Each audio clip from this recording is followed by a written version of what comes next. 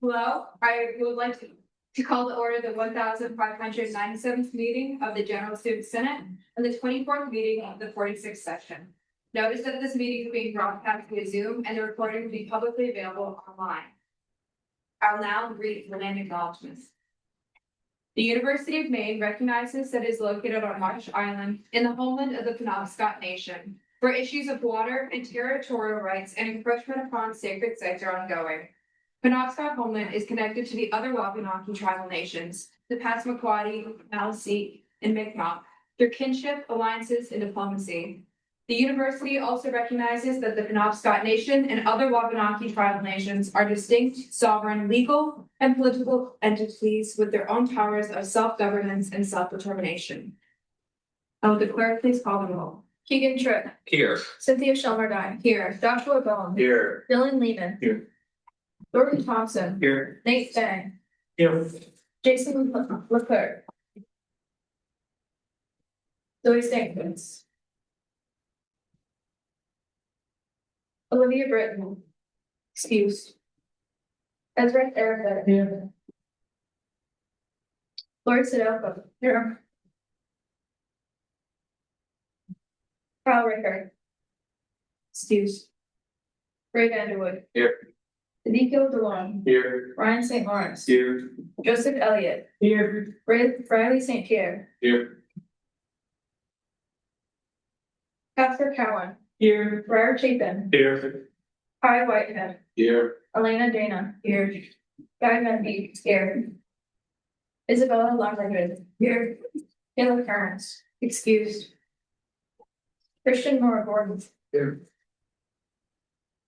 Jeremy Colomon. Here. Zachary Zalog. Here. Ethan Crowdy. Here. Hazel Sparks. Here. Colin Palat. Here. Taylor Stanford. Here. Haley Inman. Here. Marissa Schultz. Here. Jonathan Harper. Lauren DePoe. Kenzie Karpinski. Here. Isabella Fancook. Here. Alex Emery. Here. Jackson Gamble. Here. Sherry Clevet. Lauren Dijon. I'm so sorry. You here? Nico Farrago Dutch. Can you please tell me how to pronounce your last name? Farrago Dutch. Farrago Dutch. Okay, thank you. That's all.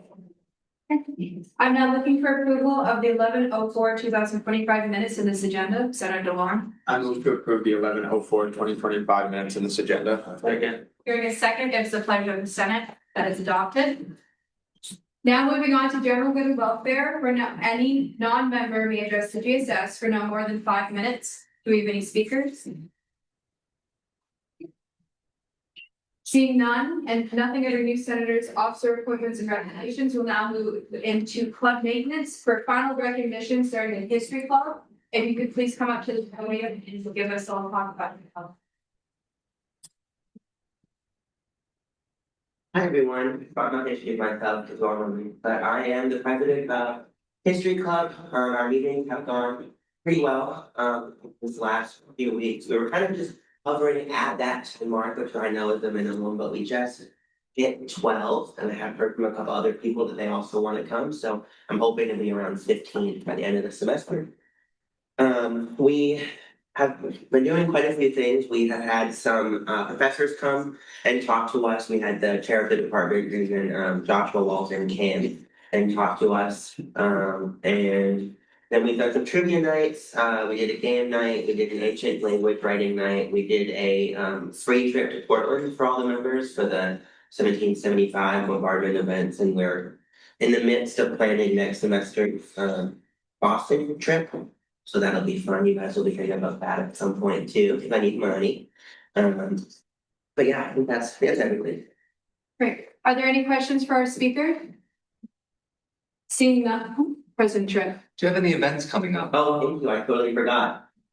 History Club is doing a trivia night tomorrow at Wells from 6 to 8, and I'm looking for about 30 people to come because it would look really good on Instagram. So please, we work really hard on it. It's not just history questions. There's going to be like a sports history section and a science history question and current events and pop culture and geography, and then obviously the basic like American history and European history. So Are there any more questions for speakers? DP Bowman? What's the most defining moment in world history in your opinion? the burning of the Library of Alexandria. I think we lost a lot of invaluable information that we'll never ever get back ever again, and there's nothing we can do about it. So yeah, that's a huge shame. Are there any more questions for our speaker? Seeing none, what is the committee's recommendation? 2-0-1 on the pass. Senator Norm? I move to accept the committee's recommendation. Hearing a second, we'll now enter discussion. Seeing none, debate. Seeing none, all those in favor? All opposed? All abstaining? Seeing a clear majority in the affirmative, that passes.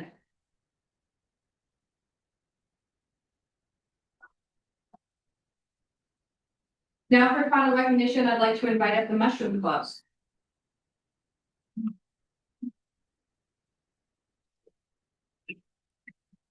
I'm Alex True, I'm the president of Mushroom Club. Over the last few weeks, we've had a lot of successful events, a lot of arts and crafts events, including tote bag painting and postcard painting, as well as a few successful forays. We hosted a couple workshops in sport printing and other fungal related activities. And we've even raised some money through a bake sale. We have a bake sale coming up tomorrow, right in the Union, like support. We also have a presentation tomorrow night by Dr. Mehdi Tajveed, with some mycelium-based packaging and other sustainable nanomaterials. We have 10 dues-paying members, 15 regular attendees, and almost 250 on-campus groups. So we're doing very successfully. Thank you. Are there any questions for our speaker? VP Ball? How much are dues? Dues are $10 a semester. VP Ball? What is the difference and like access and accessibility to students who pay dues, who don't pay dues, and who are just on the? Dues-paying students can vote in our business meetings. Most of our events are just for fun, we don't require voting. And they also gain access to a couple tools that are available to sign out using board data. Are there any more questions for our speaker? Seeing none, what is the committee's recommendation? 3-0-0 off the pass. I'm now looking for approval of the committee's recommendation. Senator Longgen? I move to close the committee's recommendation. Second. Hearing a second, we'll now enter discussion. Seeing none, debate. Seeing none, all those in favor? All those opposed? All abstaining? Seeing a clear majority in the affirmative, that passes.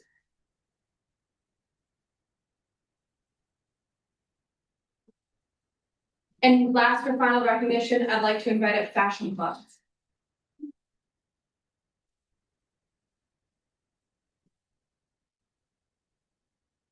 Good evening, everyone. My name is Tete Kurangberg.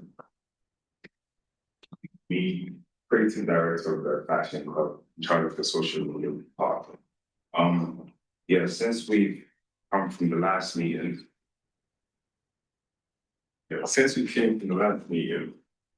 we've grown our social media up to 200 followers. We have around, 20 regularly. Plus, there's some people that come to buy some business. Yeah. Are there any questions for our speaker? VP Ball? Last time you were asked this question, I just want to know if the answer changed. Do you intend to request funding from us at any point in the future? No. Do you have any upcoming events that you are looking forward to? No. Are there any more questions for our speakers? Seeing none, what is the committee's recommendation? 3-0-0 pass. I'm now looking for approval of the committee's recommendation. Senator Longgen? I move to accept the committee's recommendation. Second. Hearing a second, we'll now enter discussion. Seeing none, debate. Seeing none, all those in favor? All opposed? All abstaining? Seeing a clear majority in the affirmative, that passes.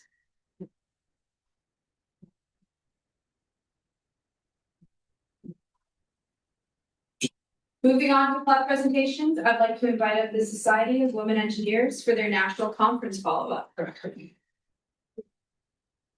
Good evening, everyone. We did have a presentation, but no visual, so I'm gonna be looking at my phone, so just please bear with me on that. I get to download the footage to this one. It's not an issue, most of it's text, but we'll be okay. Yeah, so a couple of weeks ago, we went to New Orleans for our We25 conference. This is an annual conference. It is the largest conference for women engineering this year. Record high in-person attendees. Between virtual and in-person attendees, this event has gained over 20,000 people. Both ways. There's also a very large career fair, which has over 300 exhibitors. So it's a great opportunity to network or look for an internship or a full-time job, which a couple of our members did. One got an internship opportunity right there at the career fair. It was very exciting. There's also over 200 informative sessions that we can attend, which go throughout the days. And there's also keynotes, research competitions, and presentations from students, professionals, and those. So they have awards for those as well throughout the 3 days that the conference is held. So when we were there, again, like I mentioned, we had our members attending career fair, but we also went to several different sessions. So some of our favorites were Conquering Career Fairs and Interviews, which was about how to seem appealing and be memorable in job fairs and interviews, especially when there's such a large variety of people. You really have to make sure you can stand out in those. Another one was Navigating Turbulence, and so that was about ethics in engineering and how to manage being in those like in-between gray areas, because there are a lot of ethical decisions that we have to deal with in engineering. And then one of our other favorites was Who Am I Talking To or Should It Be With? And that's just about bridging generational gaps, because we are at that point where we are spanning 5 generations in the workplace, and the way we speak and talk and interact and communicate both verbally and on like technology and all that is widely different. And so it's learning how to adapt to those needs based on the generations to be more effective and to get more work done. I didn't have a picture slide, but mostly it's just us at the conference. But one of the other really, really fun things that we did was meet up with the University of Southern Maine's SWE section, because they just got recognized nationally last year. So this was their first conference, first real big event. And so we were able to network with them, and we were working on trying to get an event with them sometime next semester to meet up like halfway between our campuses and share some of like our knowledge that we've gained being a section for such a long time to them, because we do an event called Certificate of Merit where we invite high school students on campus to honor achievements, and they're looking to either host a similar event or split it up for travel basis for these girls, just because it is a long haul to come to Orono if you're in Portland. But yeah, that's kind of all we have. If you have any questions, we would be happy to answer those now.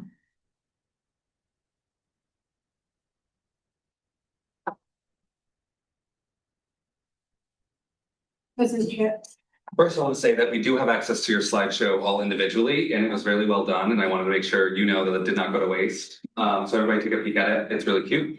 And I just wanted to say thank you for coming back and presenting to us. It's always fun to see. I mean, this is kind of what our day-to-day looks like. So it's always fun to hear when people come back of things that we've been able to support.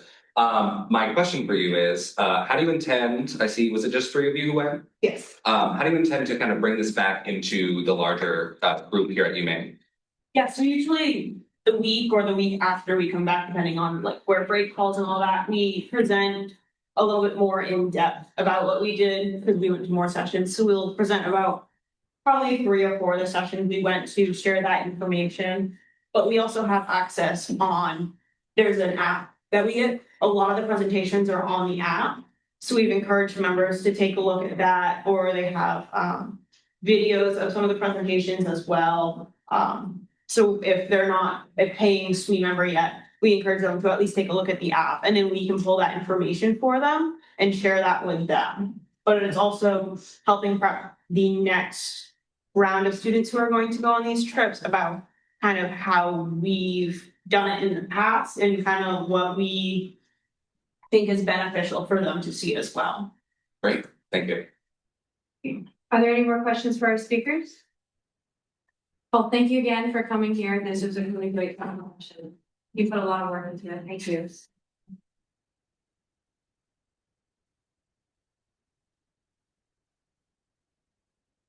Under presentations, I'd like to invite up the Society of Physics students for the AIP Physics Congress travel follow-up. Do you have a presentation you could show? Yeah, we can put it up.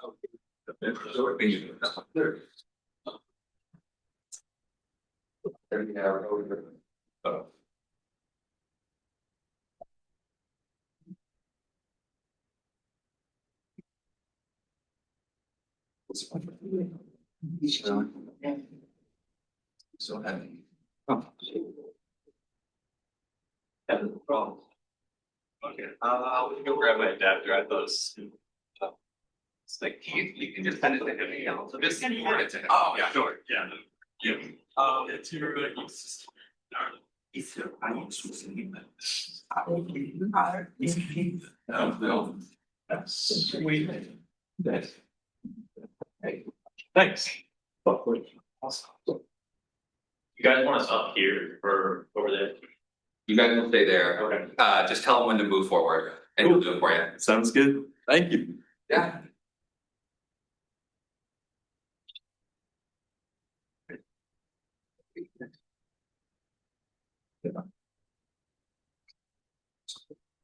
I thought we were. Did we get that clicker? That clicker is here. Is the clicker here? Oh, great. Great.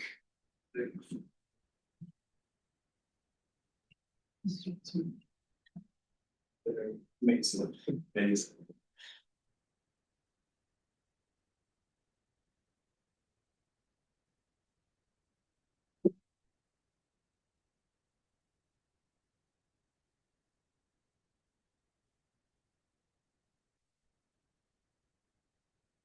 While he digs that out of his bag, do you want to start?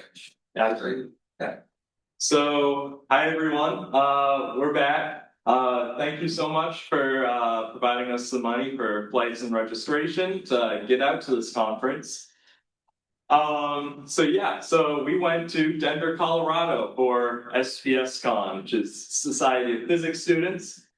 So our chapter from Maine and a bunch of other chapters, I think something like 300 chapters across the country, all met up at Denver to go to this career building conference. Yeah, there are over 700 undergraduate students from across the country, and I think over 200 faculty.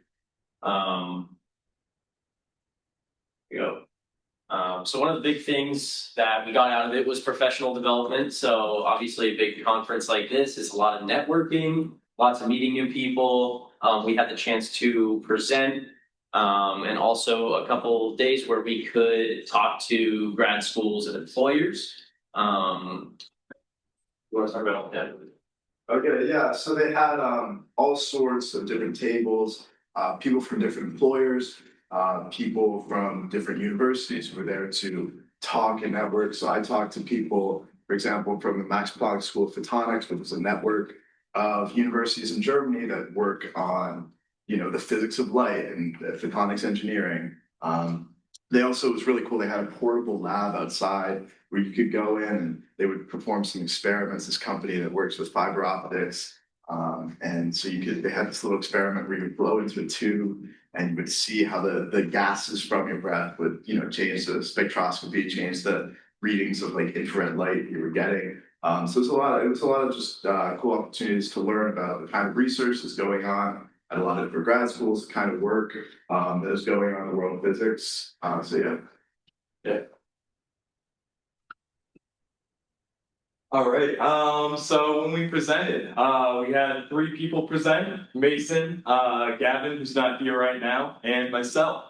I was able to present on work that I'm doing at the Virtual Environment Multimodal Interaction Lab, vending lab down at Carnegie Hall. I do VR development there, and over the course of the last year or so, like wrapped up about the end of this past summer, was helping create a virtual reality simulation of a landslide. It was contracted through a civil engineering professor who moved to North Carolina. But I was able to present it to the Congress, and that photo actually isn't my stuff. That's someone we met there named Gabe from San Diego, who was presenting on quantum research he was doing. So I was able to present. It was my first time presenting at a professional thing, so that was a really cool opportunity. We also had Gavin present, and while he's not here right now, I obviously can't talk as much about his stuff as he can. He is working on a lobster composite project with the ASCC.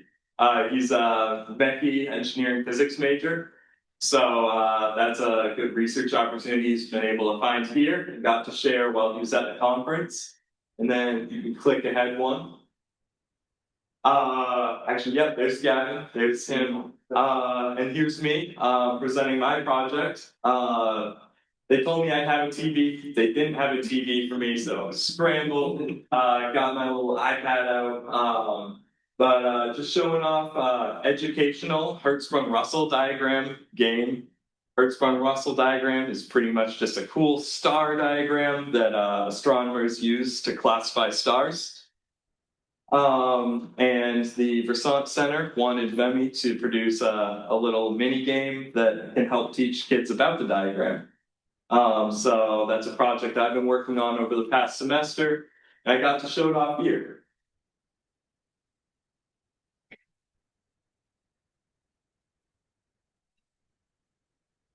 Yeah, so we got to engage with physics majors, from other universities. They had plenary speakers there. So 5 brilliant physicists were giving talks on their research, what they do, their journey to becoming physicists. And we just, we got to meet people from all different universities and talk about their experiences as a physics major. I mean, physics is a pretty hard degree to do. So it's good to connect with people. It's good to talk with people who are going through the same thing, and realize what's going on at universities across the nation. So we had a lot of just like inter club bonding. Obviously we weren't doing professional stuff 24/7 when we were there. So we went out in Denver and went to a bunch of actually Asian food restaurants, which was really good. We went to a hot pot one night, a Japanese country restaurant. Just a lot of opportunities to bond within our club members, and it was a good opportunity to do that in a new location. Also, a huge thing that we are bringing back to UMaine is a bunch of, I guess not projects, but ideas for our department to make things better. Physics is tough. There's a lot of different challenges, especially with research funding being chopped right now. So we, during the conference, there was a big section where we talked with other schools and saw what they were doing to solve those problems, so we can bring them back and figure out how we can address those problems here. Also got the opportunity to go on a bunch of tours. I know we're probably out of time at this point, but we got to see a bunch of cool places like University of Denver, Chamberlain Observatory, Colorado School of Mines, Lockheed Martin. Space, not weapon. Yeah. But yeah, it's a really cool opportunity. It's, again, talk to grad students, talk to professors from other schools about what research they're doing, and meet other people just like us that are more than halfway across the country. So fun photos.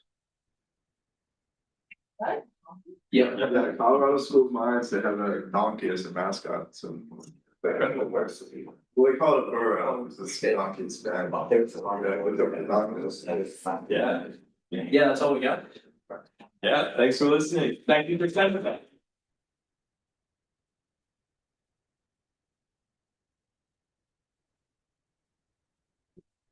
Do you have any questions for our speakers? Representative Emily? I think that conference sounds like you guys saw a lot of really cool stuff. One thing which I was wondering about the entire time is that there's been talk, as high up as the current administration, that we may have the ability to warp space and time. Do you guys see anything about that? If you go really, really fast, that's actually what happens, but as far as humans going that fast, no, that's not gonna happen for soon. Alright, Yeah. Senator Sparks? This is so cool. What was your guys' favorite research project that you saw while just like talking to everybody else? I'd have to say probably we met a really cool girl named Anushka, and she was doing probably the most involved undergrad physics research I've ever seen as a sophomore.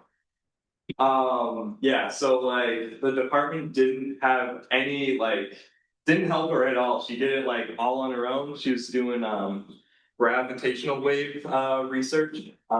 Just stuff I don't know about. Mason, do you know anything about grav wave? But it's very theoretical, and she was able to kind of make it seem more experimental, more testable, which is what people look for, especially in physics. So it was really cool. But you see anything? Yeah, I mean, there were definitely some really cool projects, and it was crazy to see some of these people in these departments where they were the only physics student, and they were still managing to do these research projects, it's very impressive. I saw someone presenting on using like some sort of composite, some sort of like metal deposition, and then sending it into tumors and using it to like isolate the, something, I don't even know, but something with the radiation, something to isolate the cancerous cells and, and then you would just flush it out. It would get demagnetized. It was very cool magnetic material he's working on. So a lot of cool stuff, and you can really see how far you can go with physics. I mean, you can do stuff that's related to bio, to chemistry, to all sorts of things. So. Great. Do we have any more questions for our speakers? Well, thank you guys for coming. This was a really informative.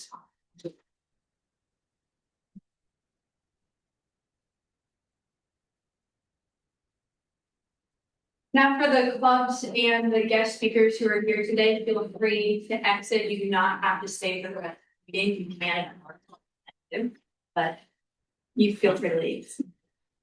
We'll now be moving on to our executive report, starting with the president. All right. Hi, guys. I wanted to start tonight by welcoming our AOC representative and our incoming Panhellenic president. We're super excited to have you both here. We're so excited to have AOC at the table for the first time. And I wanted to make sure that everybody knew that. And Emily Knapp, who's the president-elect of Panhell, is here. So super exciting. Going into it, tonight is going to be quite the meeting. I want to remind everyone that we are here to have tough conversations. We are here to disagree. And we're here to do all of it respectfully and in good faith. That being said, I have no doubt that that is what's going to happen. But in the case that it doesn't, our lovely Vice President Shelmerdine will not hesitate to remove you.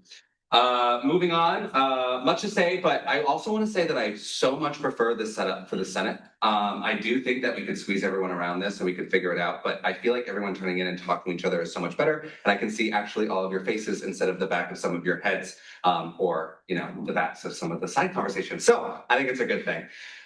Moving into old business, Crossland Hall. We did a follow-up with working with the Crossland student leads to compile a list of questions. Those have been given to me. Those were then given to the Dean of Students, Dean Gifford. We were promised that the information requested would be made public either midweek this week, and myself and VP Shelmerdine will be following up on that. And all of the information that was requested will also be updated to the public on the website. So I think that's a good thing. And Dean Gifford also mentioned that she'd still be down to have that follow-up meeting should we want it. So keep me posted on that. Moving into syllabus bank update, I'm actually super excited at where we're at. You may see a resolution in the files for tonight that did not go through Polypro. That was my bad. That being said, I needed to do that and I had it passed for the executive committee so that we could consider it tonight because of the timeline for GSG. I forgot that they're bi-weekly and they need not only one session to pass it, but they need two. Does that make sense? So it gets introduced to their Senate and then they don't do anything with it, then 2 weeks and it gets voted on. I didn't realize that. I thought it was like us where we go 1, 2. That's okay, but that being said, we needed to pass this tonight so that we could get the ball rolling on that.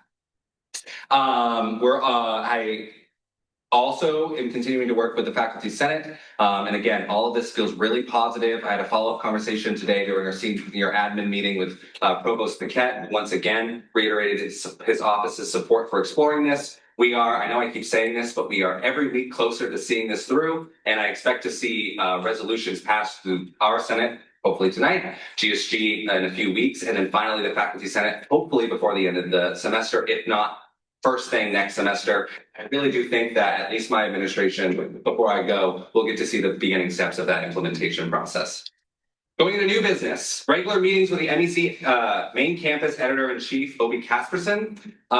We will be meeting now weekly on Mondays to discuss the stories of the week and where UMSG fits into the fold. Then I will designate UMSG members to reach out if applicable. For example, if they have a story about lighting, I would connect them with the security rep and the vice president. I think this is a big step forward to communication between the two organizations. This is something I did last year with a former Maine campus editor. And so far they've been good. VP Shumardine has been sitting in on those. And I think it's been great to have strengthening our relationship with our student information arbiter partners, I would say.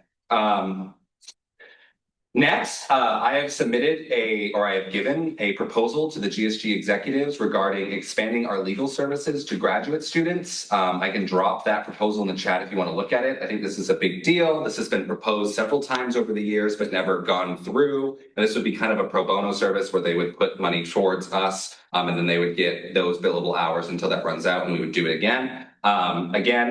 This has been proposed like several times, but never followed through on, so I figured I would. And again, I'll drop that in the chat when my report is done. Next, a UMaine Machias Student Senate representative. I finished drafting that bill to establish the position within our Senate. We'll be sending that to Polypro. Again, I just want to reiterate, nobody will be expected to go all the way to Machias.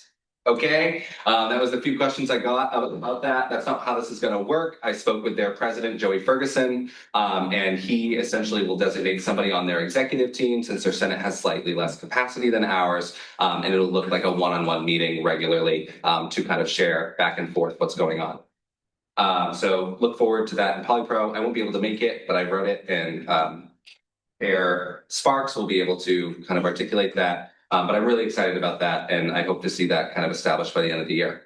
I also met with Senator Elliott about the Good Neighbor updates. Frankly, I am beyond disappointed by what I heard. I'll be following up with the town to express the frustration and contradiction from their previous comments and commitment to working with us. And I will let Elliott explain further on that. But I will also be having him send me some key information from that meeting. And I may be looking forward to putting together a little team of us to go and speak to the town council. So look forward to that. And that is the end of my report. Moving on to my report, I have I'm scheduling meetings soon again with Joel Farley to go over the overarching meeting with the Director of Transportation, the town of Bangor, Orono, and BZ as well to go over traffic engineering and the restructuring of the university as we see it right now. That's a larger meeting in the future, but that's something we're trying to set up and solidify for right now. I'm working on a parking resolution. I was actually reached out from a member of Greek Life who has a resolution to go through services. And so I'm going to be marking up a new parking lot resolution with that smaller. For old business, I wanted to kind of give an update on the student advisory board for the MCEC College. We have around 45 members and are getting ready for our December 9th report, which is very soon and it's exciting because this is what we've been building up to.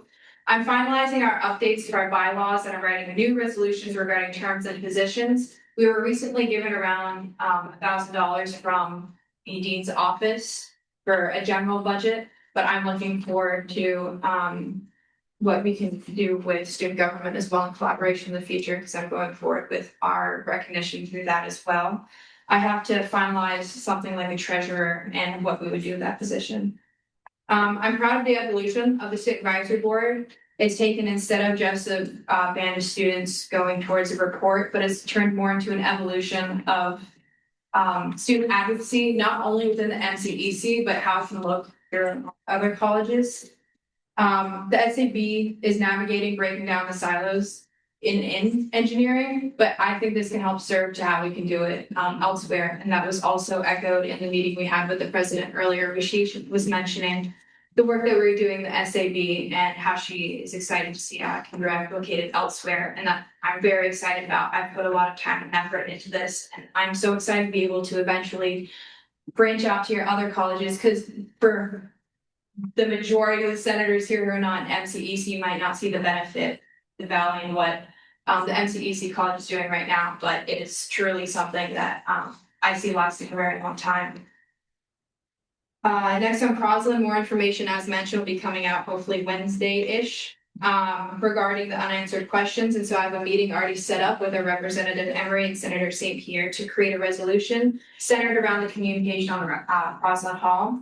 After talking with the GSG execs, they would like this resolution that we write to also be passed in their Senate as well, because they would like a conjoined effort and a solid front on this issue.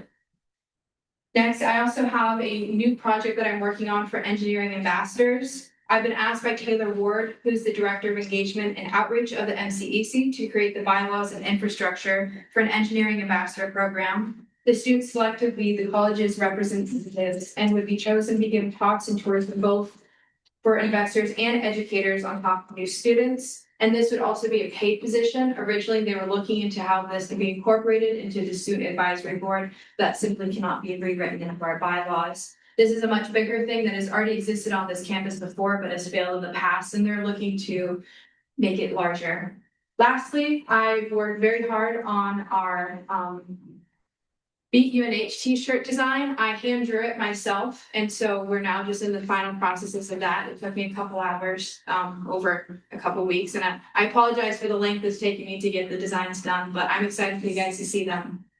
I'd also to remind you guys that for the talks eventually, when we do get a little heated, kind of for the well, not heated, but just it might be emotional for some people. For a Robert's Rules reminder that you address all comments to the chair instead of to another senator. Just as a reminder, but that is the end of my report. Now moving on to the Vice President of Financial Affairs. It's been a busy couple of weeks since the last meeting. I worked with Senator Sparks on the resolutions that we'll be seeing later today for student employee wage increases. Some have had a lot of people come to EBC, and so for my traditional report, we have a starting projection allocated of $168,902.53. Return to an allocated of $614.99 from the Physical Education Student Association. No transfers, no budget lines added, no office budgets. Then for the consent agenda today, we have the Society of Microbiology coming in for $120 for baking items for their bake sale. The 20th Maine Honor Society for $500 for their banquet. Warhammer Club for $850 for a terrain set that they can hopefully use to boost engagement and lower the opportunity cost for new members. Services is requesting money for a night walk in the total of $250. Computing Club, $150 for their hackathon and to have lunch. And then Ballet Club had requested $707. But we've recently been notified that is not going to be able to be used anymore. So I would like someone to strike it when we're considering the consent agenda. For resolutions presented tonight, we have Blackbird Robotics for $2,000, Operation Arts for $1,500, and the AOC position so that they can actually be paid for their time here for $1,350. And then looking forward, this week, VP Shelmerdine, President Tripp, and I will meet with the VPFA for the university, Jenny Boyden, and we'll discuss kind of plans and numbers that I've heard in past meetings that hopefully these projected figures should project themselves in better events. And that's the end of my report. Vice President of Student Organizations. Hey guys, it's not going to be a long meeting, so I'll keep my report quick. I encourage others to do the same. A bunch of clubs at SOC this week, Ignite passed this week, but they can't make it until next week's meeting, so you'll see them then. We tabled one club because we're waiting for clarification on membership. We gave storage lockers to Triota and the pre-vet club. And we moved Blackbird beekeeping into one of the tall lockers as they were not able to fit all of their stuff into one of the small ones. Also, the spring org fair is pretty much a lock to my understanding. The details aren't set in stone yet, but the registration form is open, so get your clubs in there. And special thanks to Senator Collmore for getting that back to my radar report. Vice President of Student Entertainment. Hey everyone, 2 weekends ago was the Fall Movie Festival and I thought it went really well. A lot of people stopped by. A lot of people stopped by for just food, but a lot of other people did stop by, listen to the music, and that was really cool. Myself and ABPSC Hall thought it was a really good replacement to the comedy show. We had 176 movie tickets last week, and movie tickets have been pretty steady this year, but nowhere near as much as they were last year, which is breath of fresh air for me. Also, we'll be ordering the Beat UNH shirts this week, hopefully. Thank you to VP Shamardon and DOC Leclerc for all their hard work on this. SEC meets Tuesdays 2 to 3, and we're having some pretty important discussions next week. So if you're interested, come to that. And also, very exciting news, we got Sin Entertainment stickers. They came in today, so that's very cool. Number 4. Vice President of Leadership. The UMSG Leadership Retreat will be December 5th. I'm gonna send out a Google form or poll in the chat that you all have until Friday night to decide what time we're gonna do it. ELHS and CEHD are full for next semester. This week I've been looking to free programs for nonprofits that we're not currently taking advantage of, and drafting emails and social media posts to begin promoting the scholarship application. End of report. Advisor to Student Government. Hi, everyone. I don't really have a report tonight, but I would just remind everyone to define your acronyms. So tonight there's the AOC and the EC, DC, whatever. Not everybody knows what all those acronyms are. So if you could, when you make your report, if you're using acronyms, just say it the whole thing out, please. Accessibility on campus. Thank you. Some people don't know all No, those you're right, things. and you're right.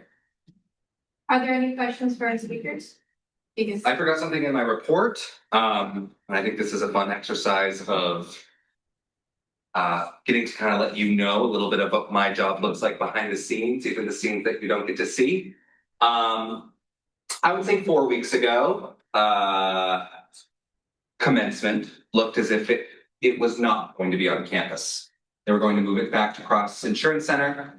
It was going to basically be for the Morse Arena and all the construction there. And that was pretty set in stone. And myself and VP Shamardon had a meeting with President Free Monday where she gave us that news.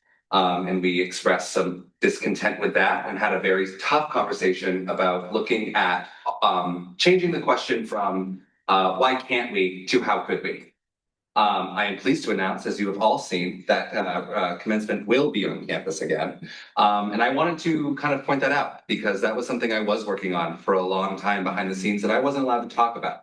There's a lot of that behind at least my position at VP Shelmardines. And I also want to kind of point out and thank the president for her collaboration and how important it is to have these relationships that we are building with the administration where we can speak very frankly, know about things ahead of time and get to the bottom of them. So I just wanted to make sure that everybody was aware of that. And I am excited to graduate with whomever here is a senior at the off-on this year. So that's the end of that.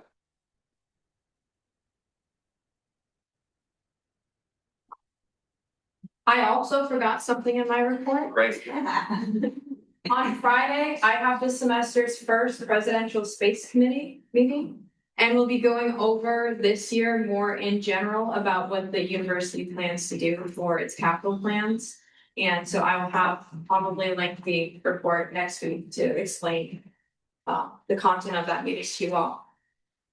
Are there any questions for any of the speakers?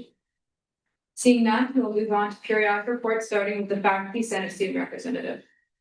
Hey guys, so recently the faculty senate has been looking over switching their insurance plan from what they currently have to Anthem. as we all know, or if you were unaware, Anthem and Northern Light have been having sort of a tiz recently over payment. And we were kind of unsure of how that was going to affect the Cutler Health Center because Cutler Health is a Northern Light facility. Recently, Anthem and Northern Light have worked out a deal, so Cutler Health is not going to be affected in any way, shape, or form. Thank God. However, there is still an issue of lack of trust between the faculty senate and the administration during the situation, because during the entire scenario, there was sort of a lack of input from faculty on the issue of switching to Anthem. There wasn't any student input, obviously. And there was a data figure that was consistently presented, that being only, and I quote, 15% of usage of Northern Light facilities. But faculty have been claiming this is either untrue or true system-wide, but does not reflect the reality at UMaine, UMaine Presque Isle, and UMaine Augusta, where Northern Light is really the only viable option. And this disputed statistic has been eroding trust in the entirety of the process. Another issue that the faculty had with the administration was that they were well aware of the dispute between Northern Light and Anthem when they began looking into the possibility of switching to Anthem. This has been categorized as, and I quote, gambling with people's health, end quote. If any of you are interested in this subject or want to see any of the unresolved disputes, please reach out to me. There is literally an itemized list by date that they provided that I can show you. Otherwise, the university has begun the process of migrating content from the current UMaine website to a different platform. They've done basically all they can to patch the current platform. So they're just moving it over at sort of the end of its life. During the meeting as well, resolution SM 2601, which was provided by the Environment Committee, was voted on and passed. The resolution makes provisions that the university has to provide information within the hour of any immigration enforcement activities occurring on campus. And it also will establish a public webpage that provides information on individual rights and responsibilities regarding immigration officials, a section containing how the university will support international students throughout the recent immigration controversies, and a list of spaces, public and private, with the applicable state laws, and a list of steps that international students can take to protect themselves. Lastly, the Cultural Environment Subcommittee is currently working on a motion for the university to fully commit to academic freedom, as well as another to call for the university to reject any offer to join the federal government's compact for academic excellence in higher education, should such an offer be sent to the university. And that is the end of my report. Thank you. Does anyone have the University of Maine Board Trustee student representative report? Seeing none, Chair DeVere left human practices. Does anyone have that report? Student legal services liaisons. So I met with Sean earlier, and he's been working on several projects, including Fall Fest, the spring concert, and supporting engagement with the Good Neighbor Committee. I printed a few of the October usage reports and we'll pass them around. These monthly reports are also available on his website under the usage report page. Sean also has added a new Maine laws section to his website where he highlights recently passed laws and provides clear descriptions of each. He will also be at the First Friday Bagels on December 5th, handing out business cards in the Wade Center. And we're currently brainstorming an event or strategy to help spread the word about student legal services. So if you have any ideas, please feel free to reach out to me and report. Representative to the Graduate Student Senate. Well, regarding the syllabus bank and the faculty student senate of the graduate students, most of my points were covered. Though I would like to say that Derek gave a presentation of our UMaine Graduate Workers Union presenting his 14 points. To clarify, those are the union's 14 bargaining goals ratified by the graduate worker body, and some of which include improving healthcare for all, establishing fair wages, and increasing access to housing, etc. A standard time for bargaining for a contract is 409 days, and currently they sit at 729 days.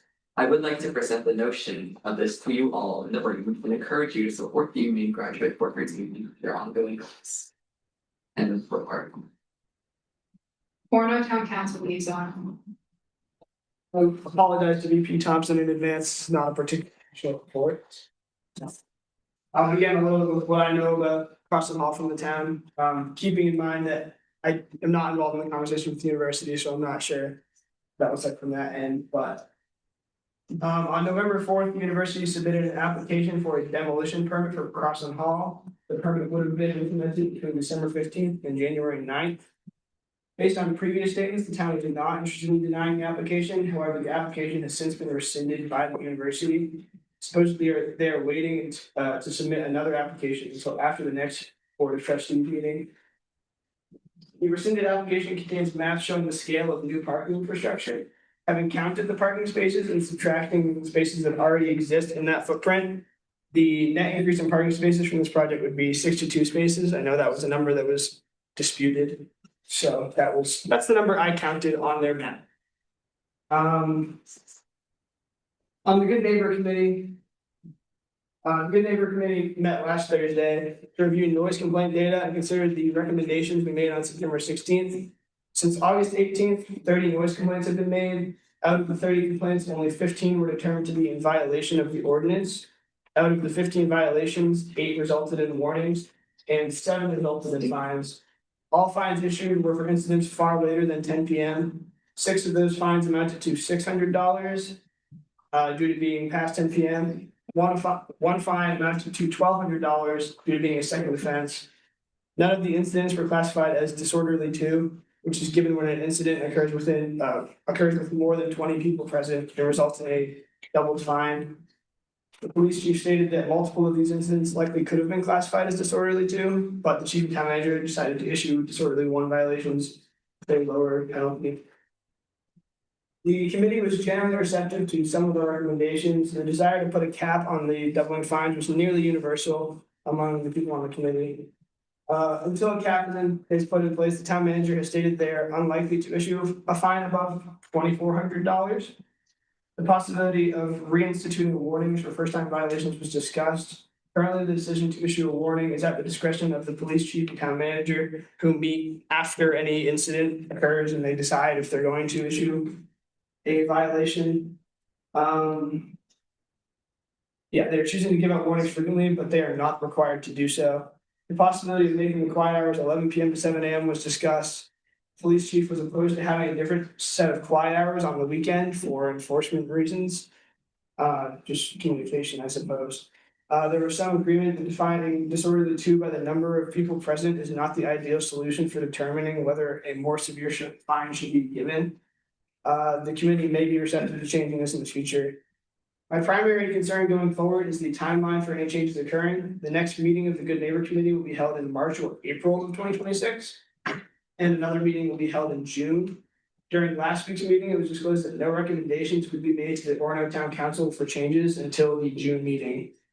Despite consensus within the committee that some changes ought to be made, no action is being taken at this time to change the ordinance. This concerns me greatly. While the data currently shows only 1 instance of a repeat offense, the ordinance has only been in effect for 3 months. After a full year of this ordinance, there will likely be multiple repeat offenses, with fines quickly reaching thousands of dollars per occurrence. Changing the ordinance in June would also restrict the ability of the general student body to represent themselves regarding this issue.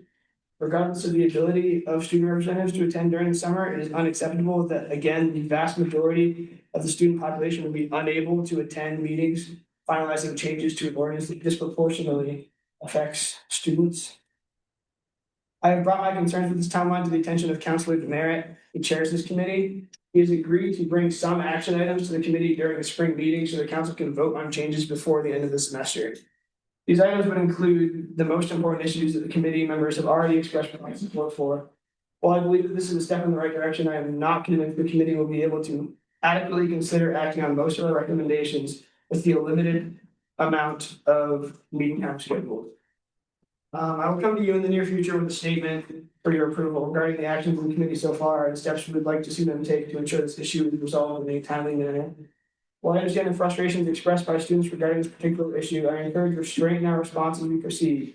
While the council may not be moving as expeditiously as we had hoped, maintaining an effective working relationship with the Orono Town Council provides the clearest path forward, in my opinion. All Town City Council liaison. Hi, everybody. Last night I attended the Old Town City Council's monthly committee meeting. The first topic they discussed was their memorandum of understanding with the Rock Church of Old Town on Main Street, which I don't know if anyone is a member of the Rock Church. My roommate actually is, so this could be relevant to some people. Basically, it's their mutual agreement to move the church to a new location on Stillwater Ave. The church expressed interest in finding a nonprofit to move into the building on Main Street that they currently occupy. However, the town council reaffirmed their position that they want the church to be replaced by a for-profit business that will generate tax revenue for the city of Old Town. Moving on, they're still discussing the chicken ordinance, and there was public comment on that issue. General concern is that it's overly restrictive, and their response, similar to the Orono's position on the ordinance, noise ordinance, is that the people enforcing the ordinance will use common sense and not take it to the letter of the law. But the concern is still there that they have the opportunity to do that. And then lastly, the most significant concern with the city of Old Town that I've heard expressed from students is the installation of AI surveillance cameras. And I brought this up in a discussion with the city councilor after the meeting, and she informed me that this plan actually doesn't have anything to do with the city council itself. It comes from the Downtown Old Town LLC, which is a group of businesses in the downtown area. And my understanding is that these businesses would be installing cameras on their own properties. And Representative of Military and Veteran Student Affairs. Yeah, so I met with both branches last week, and I actually had longer extended meetings set up tomorrow morning with them, so I'll have more information next week report. Director of Communications, does anyone have that report? Director of Technology. No report, however, there's a lot of phishing emails going around. Do you have that? University of Maine Security Representative. No report. The Center of Undergraduate Research Liaison. Meeting was on last Wednesday. They pretty much just wanted me to let everyone know that volunteering forms are now open. So if you're not presenting, and you would like to volunteer for hours, please do so online and report. Are there any questions for the periodic reports? Seeing none, we'll be moving on to reports of standing committees, starting with policy and procedures. Yeah, so we have a couple of resolutions going through tonight. We'll talk about those later. For this Friday for PolyPro, we're going to be talking about executive evaluations. We're just going to be talking about the questions that will come up for that. So if you're interested in that, please come to PolyPro. Those aren't going to go through the Senate before they are sent out. We're just going to talk about them in PolyPro. They're not too crazy. They're generally the same as last year's. That's it. And a report. Services.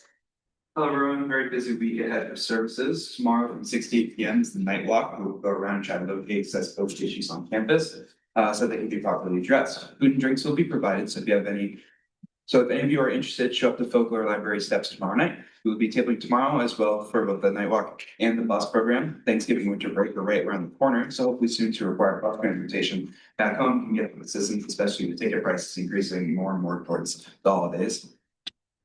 Additional advertisement on the bus program, I'll be trying to get a campus-wide email out for the service, get a poster made from the Instagram, and I'll be tabling through until winter break. Lastly, if you're a services community member and plan on attending the night walk, may I ask that you please make me say after Senate, so we can try to figure out how the groups will all be divided up, and I can give some instructions just a little ahead of time for tomorrow. Other than that, end of report.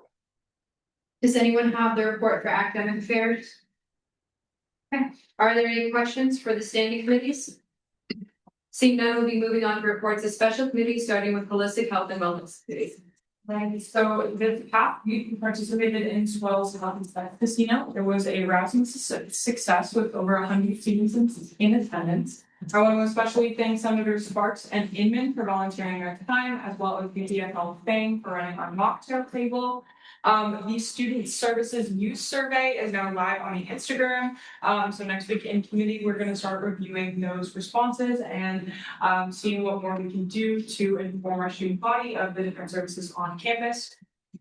On a more health-related note, there's a lot happening on campus this week. We have points of community celebration as we enter the holiday season, but we're also in mourning.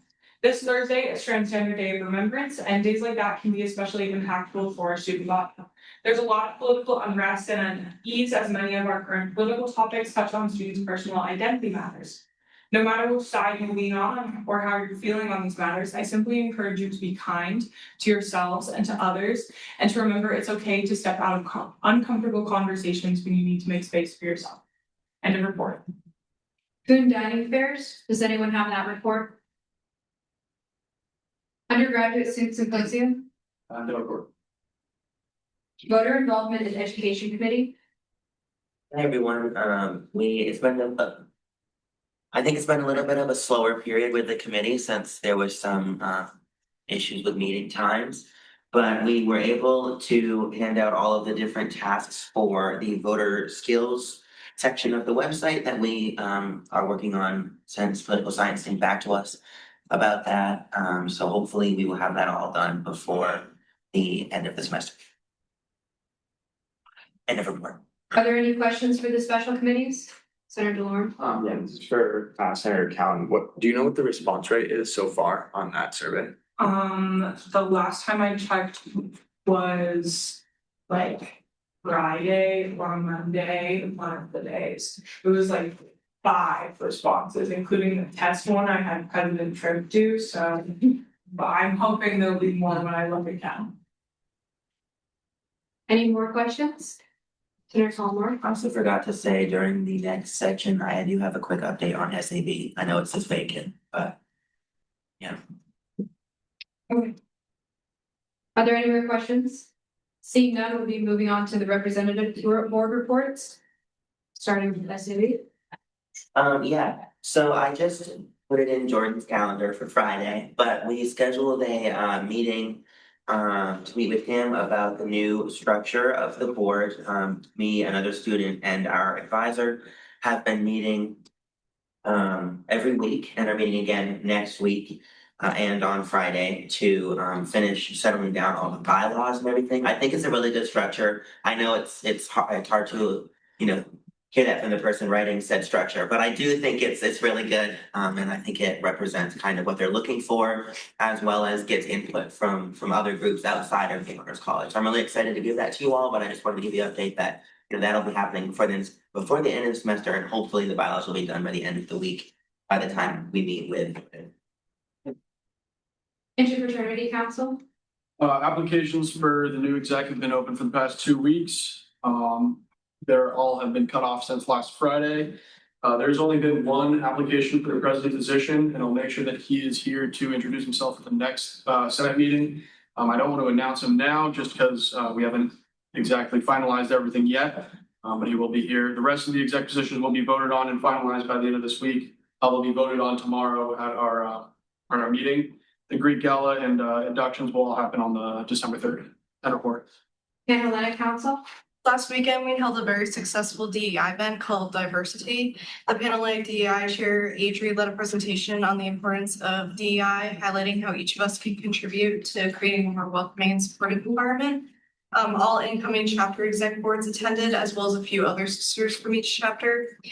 Lastly, I'm holding my final Panhell meeting tomorrow, followed by onboarding for the new executive board, which will be sworn in during Greek Gala on December 3rd. End of report.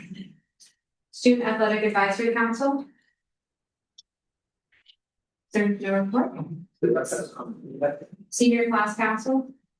Hi, everyone. Our next event is going to be a fundraiser at OHOP on December 10th, so more details to come as we get closer to that date. And we are now at 172 days until graduation. End report. Sustainability Environmental Action Division. No report. Are there any questions for the representative board reports? Seeing none, moving into community association reports, starting with Shaq. The Student Heritage Alliance Council had a really successful meeting last Thursday. We had probably the biggest turnout of the semester, which was really heartening. We talked a lot about the Friends and Family Feast, which is coming up this Thursday. Please come. It's free food for everybody, community members, students, staff. We're going to be having a lot of staff actually helping to serve the food. But the event is at 5 o'clock at the North Pond in Union. So I hope that, even if it isn't for like a long time, you guys can swing by, get some food. It's only through UMSG that we have the funding for it. So we have to thank all of you guys for that. with everything going on in this like semester, the difficulties with the administration, I think it's really important to note that there's been massive strides made with this current like undergraduate and graduate student administration to facilitate the ability to communicate with them. So I want to thank UMSG for that too. But I also want to recognize the amount of work that the administration itself has done for all of us. It's really difficult, I think, with the flow of information. This is something that we've all felt not being, as consistent like as it should be. But because of that, we're able to study here and also advocate for it. I think we all love the University of Maine, and everything with Cross and Hall has just really given me a new appreciation of how much I love the University of Maine and our campus. So I'm really happy that we all can be here and work as hard as we do. Going into the executive pay raises, talking about that with my constituents over Shag. They definitely saw both sides, but wanted the executives and all positions that this would apply to get the proper recognition, the proper dues that they deserve. And so I was happy that they could contribute to the conversation in that way. And that's the end of my report. Thank you. Thank you, Wildstein. As Senator Cowan already mentioned, this Thursday is Transgender Day of Remembrance. And so Wildstein will be holding our annual Transgender Day of Remembrance candlelight vigil. I really hope to see you guys all there. You can come right after you fill your stomach at Friends and Family Feast. It will be at 7 p.m. on the library steps. International Student Association. Thank you very much. So I said had the biggest event of the semester last weekend on Saturday. And we organized the culture festival that we call it culture festival. So we are around 20 plus countries represented their food, and also around 20 countries represented their culture and heritage and stuff, like kind of presentation type of tables. And also 16 plus countries, they represented their fashion or kind of participating in fashion shopping. We also had 8 winners, for which we had some categories like best representation and best food and delicious whatsoever from all these places. So in the meantime, I say we worked really hard for organizing this event with OIP. And we also had the chance to kind of fundraise some funds for the coffee hours. And we were really successful this year than we were last year. And also last week we had Japanese theme coffee hours in collaboration with the ASA, Asian Student Association. And coming week we have Thai theme coffee hours, and I hope everyone is, if you guys could attend, I'll really happy to see you guys all over there. And in the meantime, I would also like to thank all the clubs in the international community, especially SHAC, Prague, and also Muslim Student Association, some other communities who kindly contributed to this event by bringing or cooking food and also bringing the touch of diversities to the fashion show and other things. So it was great. Accessibility on campus. Hi, everyone. I thank you for having me here. I look forward to working with you all to make the campus a more accessible place. Everyone.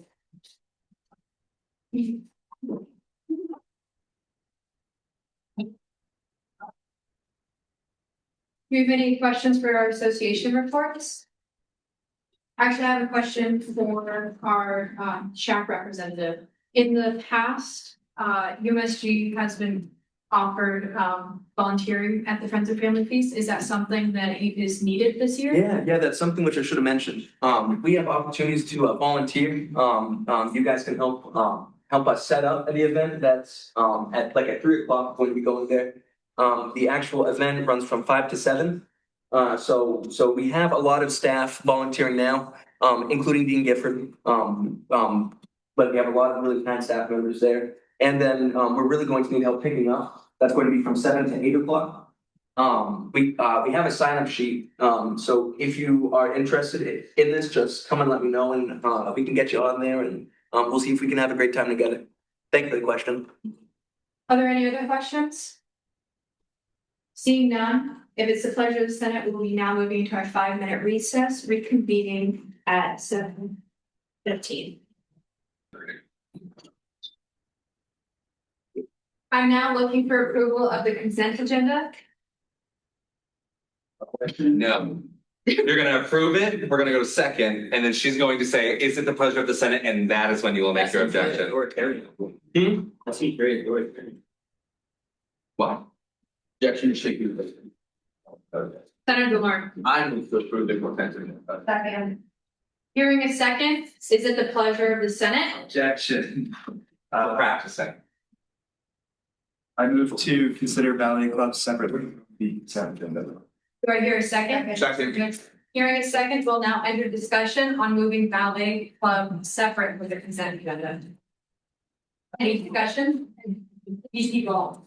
Ballet clubs no longer participating in the school performing arts fall showcase, and that's what we requested this funding for. So in case they end up needing this funding for something in the future, I don't know if we. No. No. I'm gonna cut you off. Any more points for discussion? What's that? Points for debate? President, I think we should do this, and because it's a suspension of the rules, it needs 2/3 of you to agree as well. Robert's rules say. any more points for debate? Seeing all in favor of removing ballet club from the consent agenda? All opposed? All abstaining? Seeing a clear 2/3 majority, that passes. Well, now I'm looking for approval of the consent agenda as amended. Laura. I move to approve the consent agenda as amended. Okay. Hearing a second, we'll now enter discussion. Seeing none, debate. Seeing none, all those in favor? All opposed? All abstaining? Seeing a clear majority in the affirmative, that passes. Now, I'm looking for a motion to consider ballet club. Senator Laura. Make a motion to consider ballet club. Second. Hearing a second, we'll now enter discussion. Seeing none, debate. E.P. Bone. I believe we should table this indefinitely, or at least refer it back to the committee, just so that if need be in the future and if something changes with the school performing arts, they do get accepted or anything like that, pass it in committee back here, or we can just table it indefinitely in the committee. So refer back to committees with I recommend. Any more points for debate? Senator Sparks. Motion to refer this back to committee. Second. Hearing a second. We will now enter discussion on moving this back to committee. Seeing none, debate. Seeing none, all those in favor? All those opposed? All abstaining? Seeing clear majority, that passes, and that this will now be moving back to committee. Good job, guys. Yay, we're done. We'll now be moving into unfinished business. Seeing none for unfinished business, for new business, starting for nominations for non-traditional commuter and transfer student committee chair. Yes, so we will be going straight from nominations to stop speeches to elections. So I'm looking for a nomination for a non-traditional commuter and transfer student committee chair. Senator Warren. Describe the position. Senator Sparks, do the. Yeah, I can pull it up. We passed it a little while ago. It's a position where, so we used to have a CAMS rep board. That does not exist anymore, but we feel that it's, still necessary to this organization, and there are a lot of students that should be recognized on campus. And so instead of having a rep board, we would have a representative help run those events, and have their own committee. So the person in charge would work with the faculty involved with the old Hands Rec Board and now make it into a new committee. They would run their committee, they would help run First Friday Bagels and anything else that they feel the need to start. Are you satisfied with that description? Okay. I'm now looking for nominations for the Hands Rec. Senator Lawrence. Senator Schultz. Second. Any more nominations? Senator Elliott. Point of information or fact, not the start one.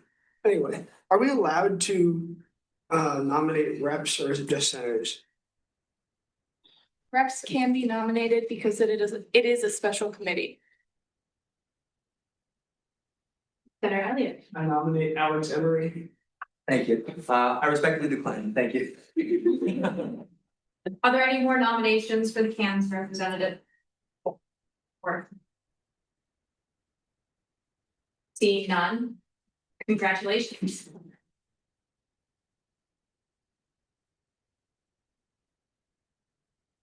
We have it for next. Yes. I told them not to tear up the pieces of paper in case it was all on one. And so I wanted to say to the Senate right now, I told. We'll now be moving on to 46S EDC 138 Operation Partners. All right, hello, I am Cameron. I'm the president of Operation Hearts here on campus. So Hearts, for those of you who don't know, stands for Hands-On Education by Reaching Out Through Service. We're a medically based service club here on campus. We now have 13 members. We've been on campus for a little over 11 years. We primarily focus our volunteering in the greater Bangor area. So throughout the years, we've done a lot through the Bangor Homeless Shelter. We've done a lot of meals with the Sarah's House. We've worked with Ronald McDonald's House. We've done the blood drives on campus, as well as working with the Good Shepherd Food Bank. But at the end of every year, we do a week-long service trip through the state to kind of extend our community service and, see different populations. So this year, we are planning to go to Providence, Rhode Island the week after commencement. In the past, we've been to Boston, we've been to Burlington, Vermont, we've been to Washington, D.C., and this is like a great opportunity for our students who are primarily like pre-healthcare based professions to get engaged and see other community-based organizations like other Ronald McDonald houses or other food banks and see how different populations organize. So we're requesting funding for the travel there and the housing. Are there any questions for our speaker? Seeing none, what is the committee's recommendation? 700, ought to pass as amended. I'm looking for approval of the committee's recommendation. Senator Dorn. Move to approve the committee's recommendation. Second. Hearing a second, we'll now enter discussion. Seeing none, debate. Senator Dorn. Yeah, Big Ball said there was an amendment to this. What was that? Yeah. Operation Arts, and we initially came in requesting under $1,000. But we felt that the service that they provide and our ability to actually fund clubs this year gave us the chance to fund this trip in full and allow them to spend their club dues on something that they as a club want to do outside of this, maybe in a greater community. Any more points for debate? I make a motion to amend the document to read May 11th, 2026 and May 15th, 2026 instead of 2020. Second. Hearing a second, we'll now enter discussion. Debate. Seeing none, all those in favor? All those opposed? All abstaining? Seeing a clear majority in the affirmative, that amendment passes.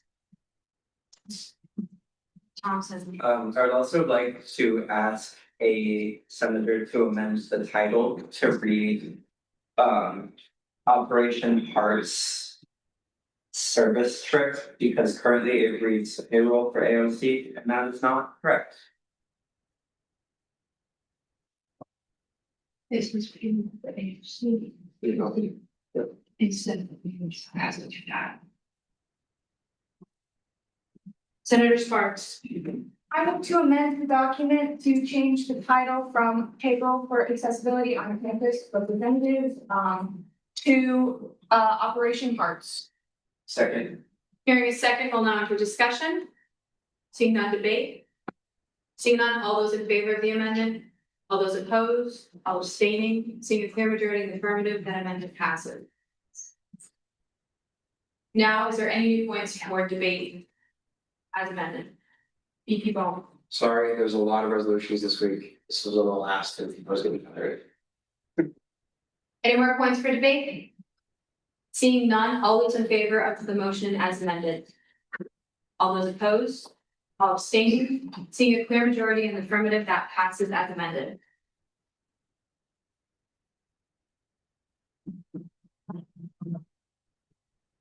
We'll now move on to 46S EGC 134 for Black Bear Robotics.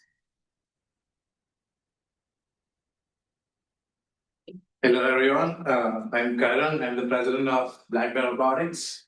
So we have risen to be one of the most, active clubs on campus. We have 30 plus members show up and work on projects every single week.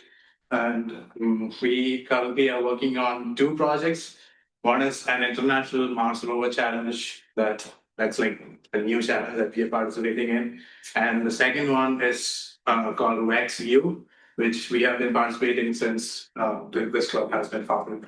And we are asking for funding for that event. We'll be going this weekend to New York in Merrick, Brookside School, for one of the VEX-U events. If you don't know what VEX-U is, it's basically it starts from high school and there's a university version which we compete in, where teams make 2 robots that play games in like a knockout kind of format and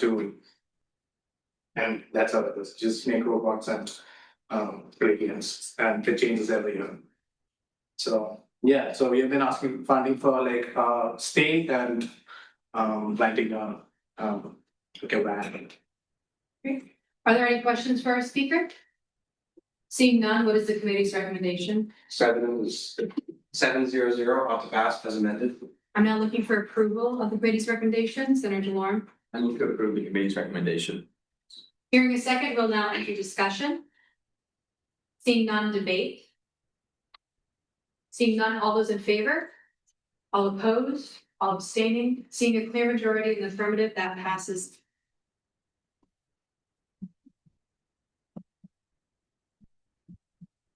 So now moving on to 46S EDC 148 for accessibility on campus representatives.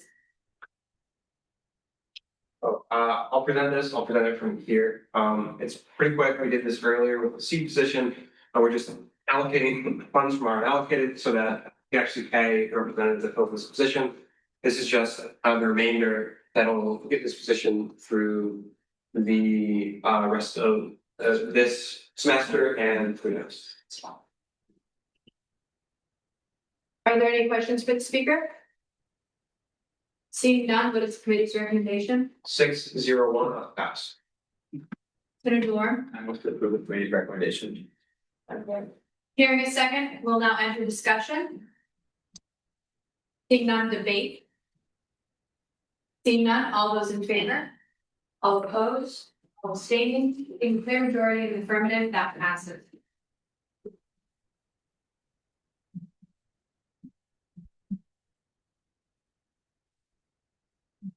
We'll now be moving on to 46S EIP 150, requesting support for a syllabus repository act.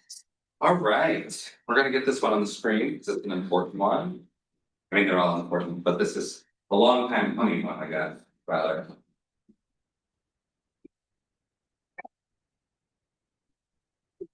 Am I still a panelist?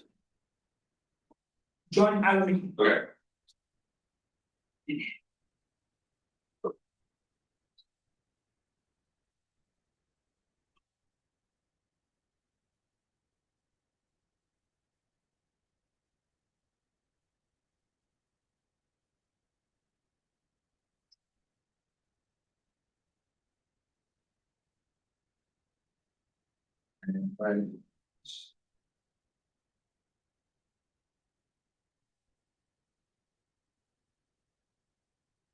We did have a lot of documents tonight.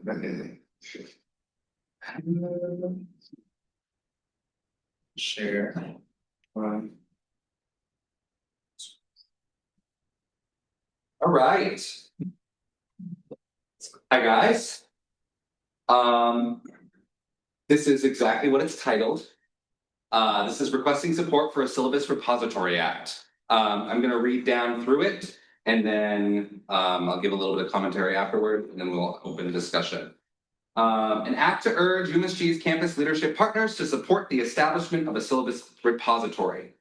Whereas the University of Maine Student Government Syllabus Bank Report 25, drawing on a survey conducted by UMSG, found that 93.2% of undergraduate student respondents supported the creation of a centralized syllabus repository.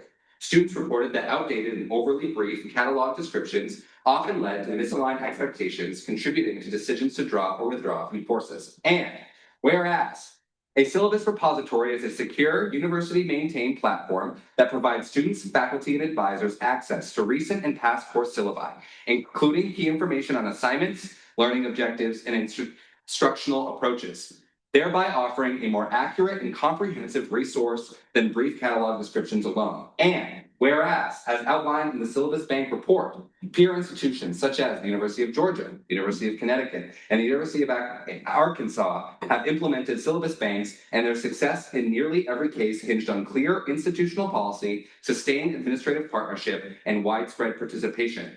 And whereas President Tripp has maintained close communication with the Office of the Provost since spring 25 on the matter, receiving valuable insight, assistance, and general support for exploring the implementation of a syllabus repository, with the understanding that similar resolutions of support would be approved through the graduate, undergraduate, and faculty senates. And whereas UMSG recognizes the Faculty Senate as the governing body with primary responsibility for academic matters, and has approached the Faculty Senate leadership and its Academic Affairs Committee to begin collaborating on a path forward that preserves faculty intellectual property while improving course selection for students. A proposal has been presented to the Academic Affairs Committee and has received constructive feedback, and UMSG looks forward to continuing this work to ensure faculty concerns are fully addressed. And whereas the graduate student government has been approached as a full partner in this effort, given that graduate students depend on access to syllabi for advising, teaching, assistant preparation, and documentation needed for professional and academic advancement. And UMSG seeks to coordinate with GSD to ensure the repository serves both undergraduate and graduate needs. And whereas UMSG affirms that any subsequent implementation process must include formal representation from the Faculty Senate, the Graduate Student Government, University of Maine Student Government, and will only support a final policy and/or system design developed collaboratively by all stakeholders. And whereas, even without the stipulation made by the Office of the Provost, UMSG has always intended to seek equal support and full partnership from its shared government counterparts, and believes that this initiative can strengthen both the student academic experience and the collaborative working relationships among UMSG, the Graduate Student Government, the Faculty Senate, and the Provost Office. Resolved, that the University of Maine Student Government Inc. respectfully requests and encourages the Faculty Senate, the Graduate Student Government, and subsequently the Office of the Provost to formally support the establishment of a University of Maine syllabus repository and to advance parallel resolutions affirming this shared commitment. And resolved, that UMSG affirms its strong belief that an equitably and collaboratively developed syllabus repository will strengthen academic transparency, enhance student success, and deepen the working relationships among university governing partners, setting a positive precedent for future partnerships. And resolve that this resolution be shared with the following relevant individuals or entities when appropriate: the Office of the President, the Office of the Provost, the Dean of Students, the Executive Committee of the Faculty Senate, the Academic Affairs Committee of the Faculty Senate, and the Graduate Student Government. All right. This resolution is, and I am not kidding, 4 years in the works. I walked into the Senate when it was considering at the very beginning under President Chisulo, pursuing this once again. It had been pursued prior to that, but got even less off the ground. And since then, we've had some really strong leaders. It shaped past hands, it landed into mine, and I decided that we were going to be the Senate that was going to get this done. So I'm very excited about this. Again, I intended to put it through Polypro. That just didn't work out. But I assure you that this resolution has been vetted properly. I'm sharing it with you now, and I'm open to any conversations you have. The one amendment that I need to be made, you can see here, recommendation 1001. I needed to read 1100. Because I submitted this before the last vote came in, and it is unanimous from the executive committee, and I would like it to state that when I send it to those. Anybody have any questions? Seeing none. Committee's recommendation, I guess the exact. 1100 ought to pass. Senator Ward. I move to approve the committee's recommendations. Okay. Hearing a second, we'll now enter discussion. Seeing none, debate. Senator Sparks. I move to amend this document to change the recommendation to read 1100 pass instead of 10-0 pass. Second. Hearing a second, we'll now enter discussion on the amendment. Debate. Seeing none, all those in favor? All those opposed? All abstaining? Seeing a clear majority in the affirmative, the amendment passes. Any more points for debate on the motion as amended? President Schripp. I encourage you all to support this, and when you vote in favor of this, you should all be very proud about the student government that has prior and now to see this through to the end. Any more points for debate? Seeing none, all those in favor? All opposed? All abstaining? Seeing a clear majority in the affirmative, that passes as amended.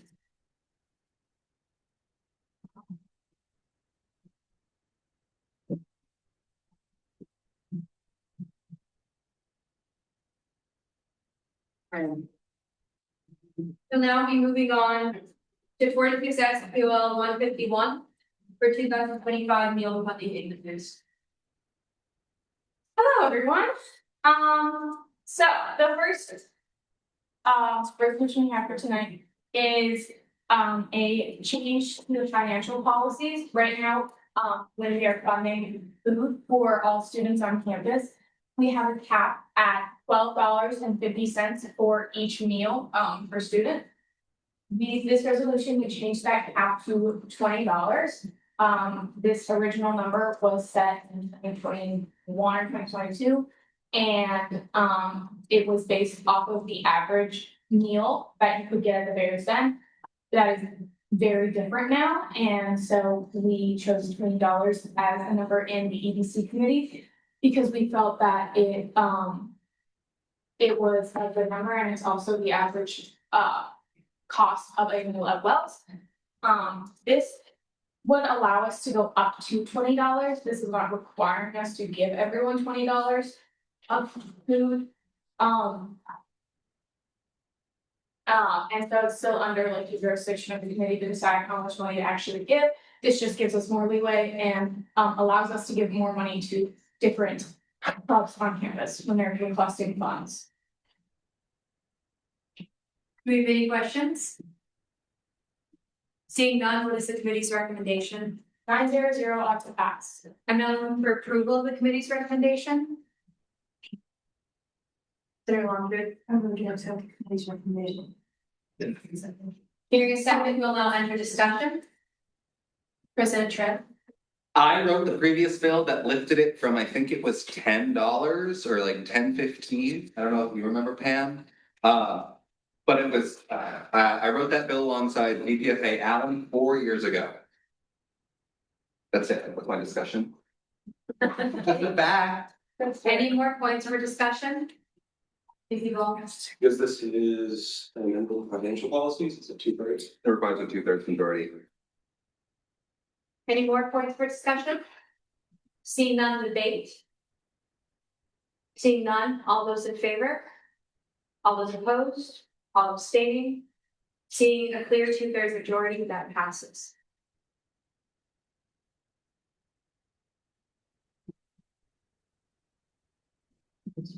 We'll now be moving on to 46S POL 143, Committee Bylaws of the General Student Senate. Okay, I am very excited about this one. I have been working on this for the past like month and a half, typing this all up. President Tripp started it and I finished it, and so it was a collaborative effort. Thank you, President Tripp. So this is a new governing document. It basically consolidates all of our committees and elected positions in the Senate that senators or reps can hold. And it puts them in all one place. It shows all the bylaws for each committee and kind of the roles of each representative role. And puts it on all one place, so it's clear. People can find it a lot easier. It makes public access to it a lot easier. And it is a governing document, so it can be enforced. So if some committee is going down a crazy route, then this document will be brought out and be like, no, thank you. There are a couple things that I would like to point out that I brought up in committee, but I do think it's important to bring up to the entire Senate. So one of them is that there is a clause in here that says that for new committees, they will only be added to this document after 2 semesters of being a committee. So for example, we just started the CANS committee.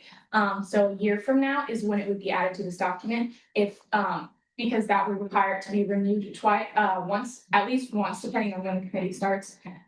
So it basically just states, it makes sure the committee is functionable, it's worth it, and then it will be added to this document, so we're not constantly changing it with the constant changes of committees.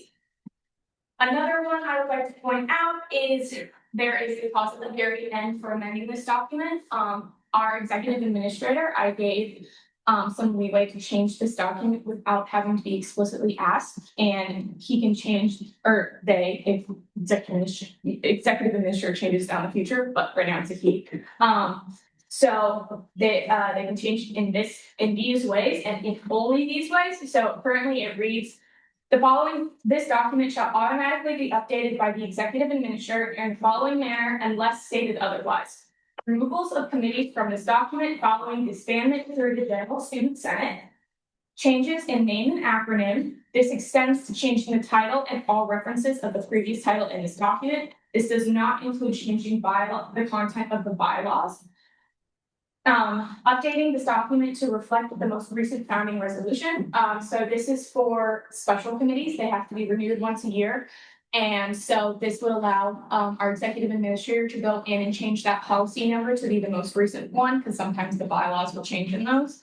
Or it's just so people have the most updated information possible.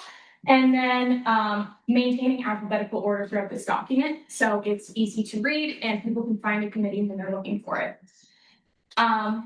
And then after that it says any other changes not outlined in this section must be passed to the Policy and Procedure Committee and then the General Student Senate with a majority vote.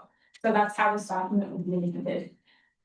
Those are the main things that I felt that should be presented to you guys. This document, the whole bylaws are in, and the whole document is in the files that Sharon sent out for this meeting. So if you would like to look at them closer, which I encourage you to, I worked so hard on this, and this does fundamentally change the Senate. So it's a very important document. So I encourage you to look at it.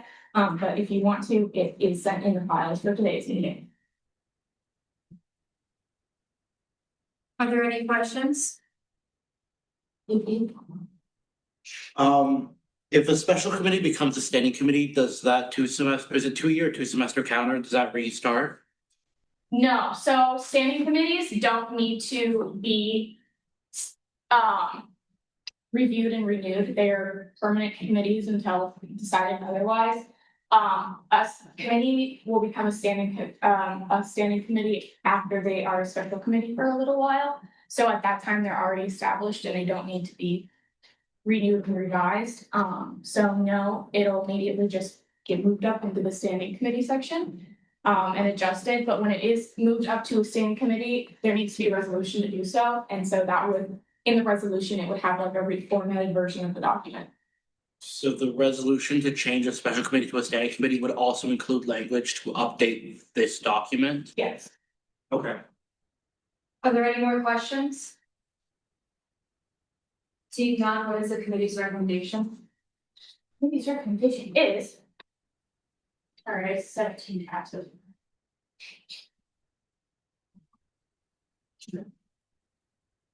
Five zero zero odds pass. Oh, it's on screen. 500 odds pass.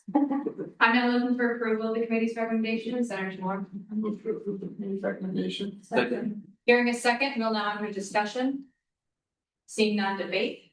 President Tripp. This is huge. We've been talking this for a while, and I want to just reiterate how much work Senator Sparks put into this. It is not easy to edit and go over a governing document, let alone write one.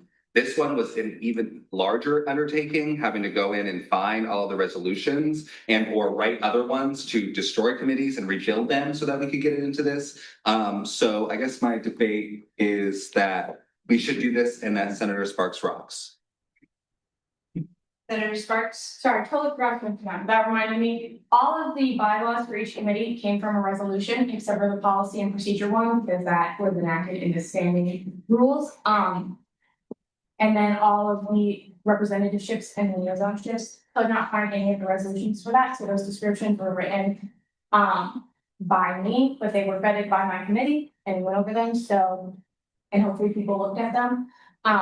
Those, the liaisonships and representatives, they don't have rules, it's more of a description and then who can hold those positions, so it's a lot more like free in the work that they can do.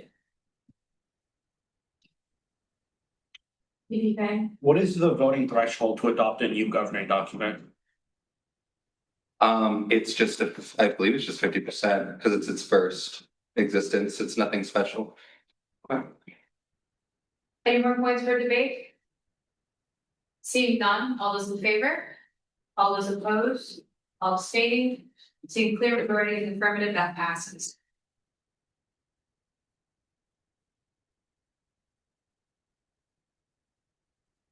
We'll now be moving into 46S, POL 141, clarification of student wage from police policies.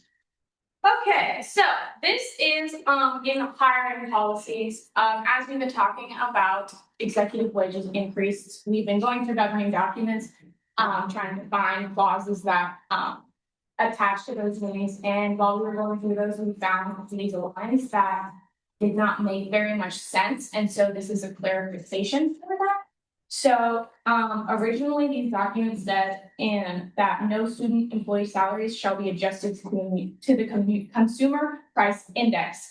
But then later down in the document, it said they can. And so this is a clarification of, so this left these lines up to a lot of interpretation. And so this is a clarification of what we felt that this line should mean. And so it is going to be changed to no student employee salaries shall automatically be adjusted to the consumer price index during the annual budget process.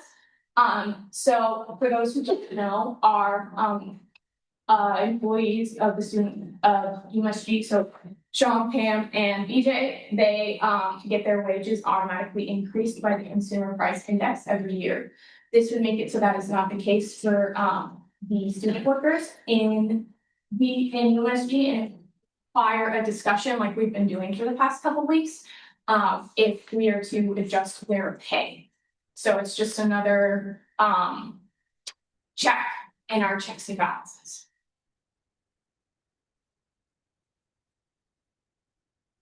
Is there any questions for the speaker? Being none, what is the committee's recommendation?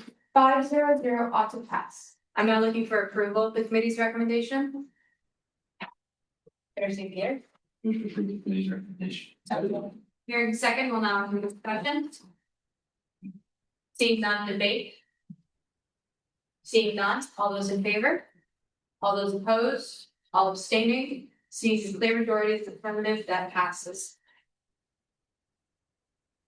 We'll now move on to 46S POL 145, 2025 to 2026 wage increase for executive. Okay, so all of the following resolutions are for pay increases. They are split up into separate resolutions based off of position to match to keep the positions that work the same hours and the same rates. So basically, in order to raise the wages, we have to change the job descriptions, and so that's what these are doing. So for this one, this is our executives. So that would be the president, the vice president, the vice president of financial affairs, the vice president of student organizations, the vice president of student entertainment, and the vice president of student leadership. And so those are the people who this specific resolution affects. Okay, so I am going to read the whereas. Whereas the cost of living has increased by over 23% since the last time student government increased the salaries of their student and constitutional employees. Whereas the base rate was set at $7,395 in 2021, and that is for 9 months of work for the school year. Resolved, the base pay rate section in the job descriptions of the president, vice president of financial affairs, vice president of student entertainment, vice president of student organizations, and vice president of student leadership shall read as follows. Base pay rate, $9,135 per academic year, $630 bi-weekly for 15 hours a week, and $21 an hour. This is how it's currently formatted in the job descriptions, and so that's why it's formatted like that as such. Resolve, currently today, if executives will have their base annual pay rate increased to $8,235 to account for the increased cost of living to be applied to their hours of work after January 1st, 2026, increasing the hourly rate to $630 bi-weekly, 15 hours per week, 21 hours per hour, basically saying the same thing. This number was picked because it is the consumer price index, the CPI difference from when it was last raised to when it is raised now. So currently it is $17 an hour for 15 hours of work. It would be changed to $21 for 15 hours of work per week. Any questions? Seeing none, what is committee's recommendation? 3, 2, 1, pass. I'm now looking for approval of the committee's recommendation. Senator Noonan, I move to approve this recommendation. hearing a second, we'll now do discussion. Seeing none, debate. Senator Elliott. I disagree with raising the executive wage to $21 an hour. This would make the executives paid more than any undergrad on campus working for the university. And I also fundamentally disagree with increasing the wage for who are already in office unless absolutely necessary. Senator Greenwood. I actually feel the opposite, and I also feel that vice president and president should receive more compensation than other positions, as that's how it works in the real world. Higher office gets more pay, so I'd like to incorporate that here. Senator Sparks. I would like to point out that the executives are not voting on this today. They don't have a say. That policy is used in the real world because for congressmen and the governing systems, they are voting to raise their own pay. That is not how this is working. We are voting to raise a separate group of people's pay. So that's kind of how it works here. So if we decide that this is not going to pass, they cannot say anything about it. President Tripp. I just have a point of information. Should this make it to cabinet, I will expect all executives that are affected by each resolution to abstain. So in the case of this, it would be representatives who would vote on this, so on, so forth. So there will be no touching from anybody who it would directly affect. I would agree that that would be problematic. Senator Sanders. Point of inquiry, what is the voting threshold that that's needed to pass this? Majority, simple majority. So VP Thompson. And also that this would be a higher pay than any undergrad on campus. I think undergrads on campus should also be paid more. I think students should do advocacy for that, and do that by leading by example and showing that students can be paid this much without bankrupting the organization. I don't think we can truthfully advocate for higher student wages if we also say that our own employees shouldn't be paid that high. Maybe Bo. Just some justification for the $21 an hour number. If the pay scale is adjusted, so the minimum wage in the state of Maine increases to $15.10 in January 1st. And so if the university were to increase the pay scale, so their bottom increases by the same percentage as the top increases by the same percentage, the university would be paying their top student employees $20.26 an hour. I don't know if this is actually the university will use. That is my personal opinion on what the fair increase would be. Everything increases by the same percentage, that the bottom increases just for the percentage in which people get paid for their work and evaluation of work. Also, $21 an hour is less than the percentage change in Maine state minimum wage as a whole since 2021. If we increased it purely by the increase in Maine state minimum wage percentage wise, it would be $21.13. And so considering the changes in the general population's value of minimum wage, we're actually kind of devaluing this position. Any more points for debate? President Tripp. Another point of information, our largest competitor for hiring is the University of Maine. Senator Sparks. I would also like to mention that I implore everybody to vote on this. In committee, almost everybody abstained. And I would like to remind everyone that you signed up for a voting position. And so unless you have some circumstances that tie you to this resolution personally, or it's just a professional conflict of interest, I would really like to see everyone voting. Obviously, I cannot vote for anyone to vote, but I would like to remind you that this is a voting position. Senator Cal. So a couple previous speakers have talked about this in relation to how the university pays undergraduate student workers. I'm going to speak a little bit from my personal experience. I have worked at the University of Maine in specifically student life for the entirety of my time here at the university. We don't get paid very much. We get paid ever so slightly above minimum wage, and that goes up as you move up, but there are some constraints on what the university is able to offer us. I think that if we as a body are concerned with the issue of fair wages, the best way to start that conversation is to enact that within our own body.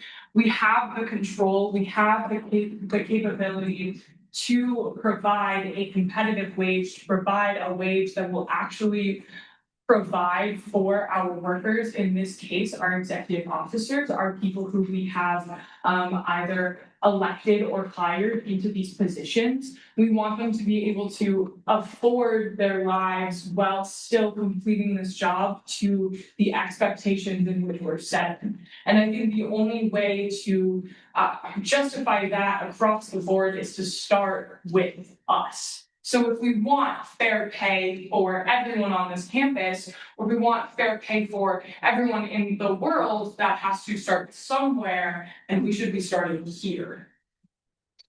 Senator Sparks. Just one last thing, and then I'm gonna shut up for the rest of the night and let everybody else talk. This number, we believe, or at least the people who wrote it believe that it fairly demonstrates what this position is worth. To be honest, in my opinion, it's a bit low, but realistically, we can't go any higher than this.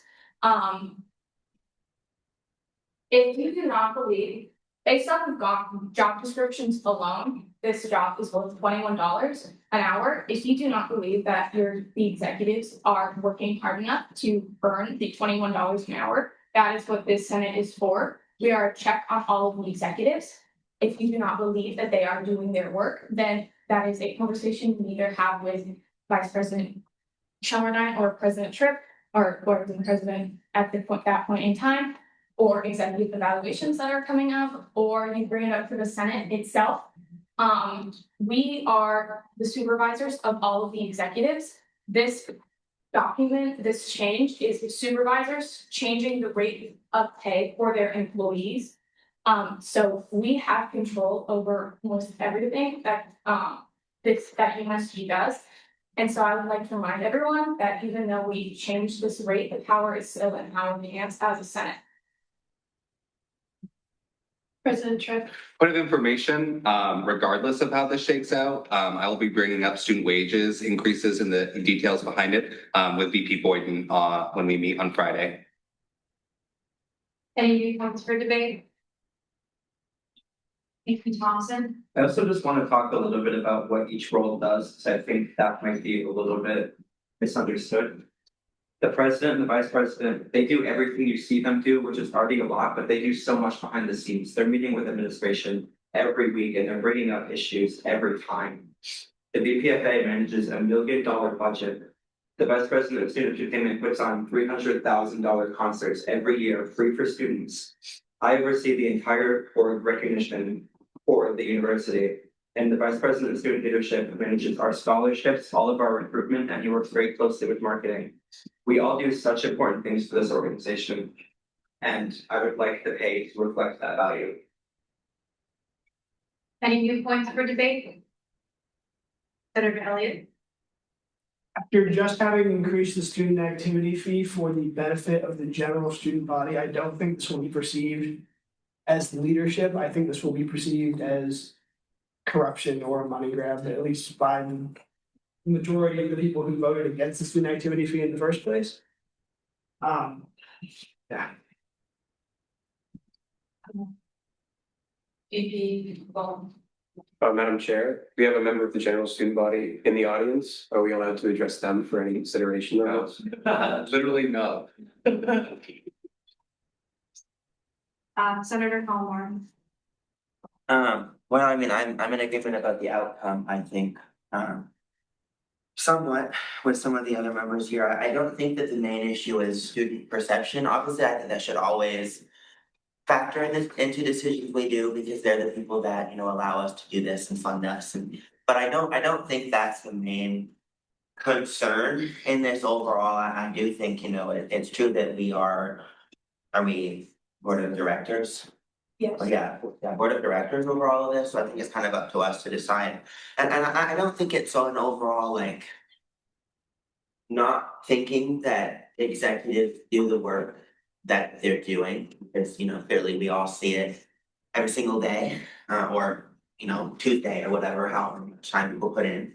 And I think it's not that much as it is like a perspective, and I do agree that, eventually when that increase happens with the state house, that will probably be raised to reflect the way that VP Bone discussed. But I think that it's kind of like we should do that because this is going to happen, and not we should re-review it when that number does happen. So like I would think that this would be like an annual or a biannual review based on, that pay scale or something like that, not kind of like a proactive increase based on a factor that we don't even know if that's gonna happen. It's just kind of like a speculation. Senator Ward? This might be a point of information. What is the process after, like, let's say this wage increase were to go through? What's the process of like making that information public and spreading that information? Because that is something that would be pertinent to the general student as far as where their student activity fee is going. That's something that the DOC would be. I mean, we weren't planning on doing an Instagram post that says we raised our executive wages. I'm happy to. That's what the Senate would like to do. Vice President Bohm is working towards making our financials the most transparent they've ever been by putting an active and interactive pie chart onto our website, where people will be able to not only see where their money is going, but get to see it change weekly and where it's going. I'm very proud of the transparency of this organization and where it's come. We've come a very long way, and none of this is going to be pulling wool over anybody's eyes. I don't think that's just simply not the case. Any points for debate? Representative Emery? Yeah, I think all of our points here, I think are really great. And I also want to say that, the work that the executives put into this, everybody can see it. I think that in raising the wages in this manner, and like in claiming that it will be an opportunity for leadership for us to show the student body that we're leaders in this regard. I think that however this goes, it should come with a simultaneous urge to motion, or like an urge, or like an act to urge, I guess. Letting the administration know that we feel so strongly about this that we do that increase our wages like at this point. I think that would be really powerful and would help to alleviate some of the stresses that some people may deal with this, but while being also proactive. Thank you. I don't feel like I'm in a position at all to comment on this particular, how this turns out. Like, I'm curious though about, is there talk about building in a cost of living so there is no debate in the future, so that it is an annual cost of living raise that everyone gets, students, staff, executives, you name it. Is that on the table? President Tripp. So we've had a few conversations, Senator Chapin, I see you.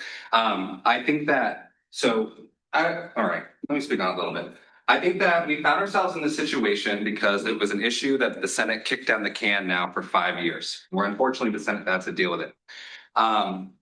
I don't think that student gov wages need to be adjusted by CPI every year, but I do think that there needs to be a regular system of reevaluating these things on a regular basis, so it doesn't feel so sudden and it doesn't feel so unprecedented, because frankly it's not. It just outlives us, right? And I think that I'll let you, I'm assuming you're gonna have a debate about this, but we are working towards what I think should be a biannual review during the annual budget process. So that gives people, it makes it regular. It gives the Senate 2 opportunities in a 4-year lifespan to consider these things, and will keep us constantly talking about this, because frankly, I didn't even realize how much the CPI increased over the 3 years that I've been paid the same rate. So I think that even on an information status, regardless of how you feel, it needs to be revisited often. Senator Chapin. If I may, 2 things. One is the a bill that I am working on is the biennial executive wage analysis act that will be on PolyPro this Friday when I get some of the language worked out, which would essentially allow us as a general student senate to look over executive wages once every 2 years to analyze as well the consumer price index. This will be a presentation provided by the VPFA where he would come with statistics and information like of the CPI and also what students on campus with on-campus jobs are getting paid.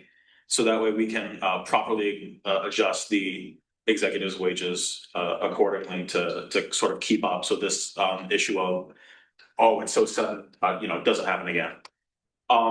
The last thing that I would like to say is I do personally disagree with the $21 an hour. I think it's just a little too much of an increase so suddenly.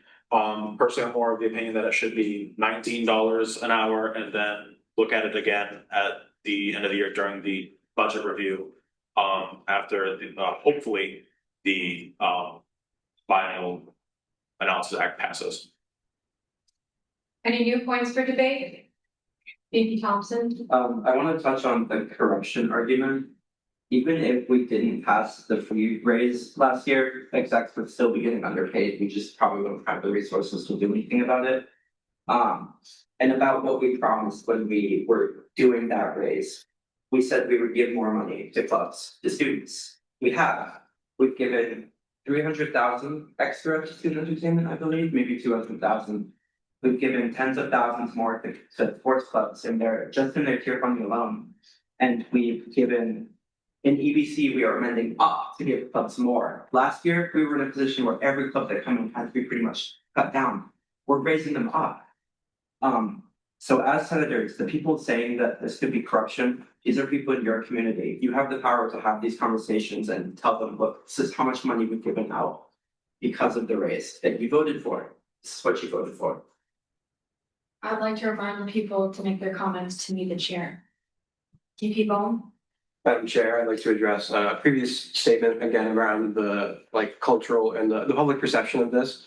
I would like to state that I have personally talked to numerous people who've been involved with student government, and everybody that I've talked to who's been involved with student government in some way or another, whether that's getting funding or recognition from us or being involved like as an executive, feels like it's just and feels like it's worth it, and that the role in which we fulfill as the executives is worth the $21 increase and is also worth the same value as it was in 2021, if not more. I'd also like to state that at the very beginning of the meeting, I stood over the podium and asked anybody who is in the audience to speak during the 5-minute general good and welfare if they had any opinion for or against. We saw that the chairs were packed today more than they are almost at any other meeting, and nobody came up for or against. So if we're really worried about super big public backlash, we didn't see any today, and we had several members of the public who are involved in student government and who actually see the benefit that we give, whether that's related to VP Thompson's statement of how much money we give them or recognition or anything like that.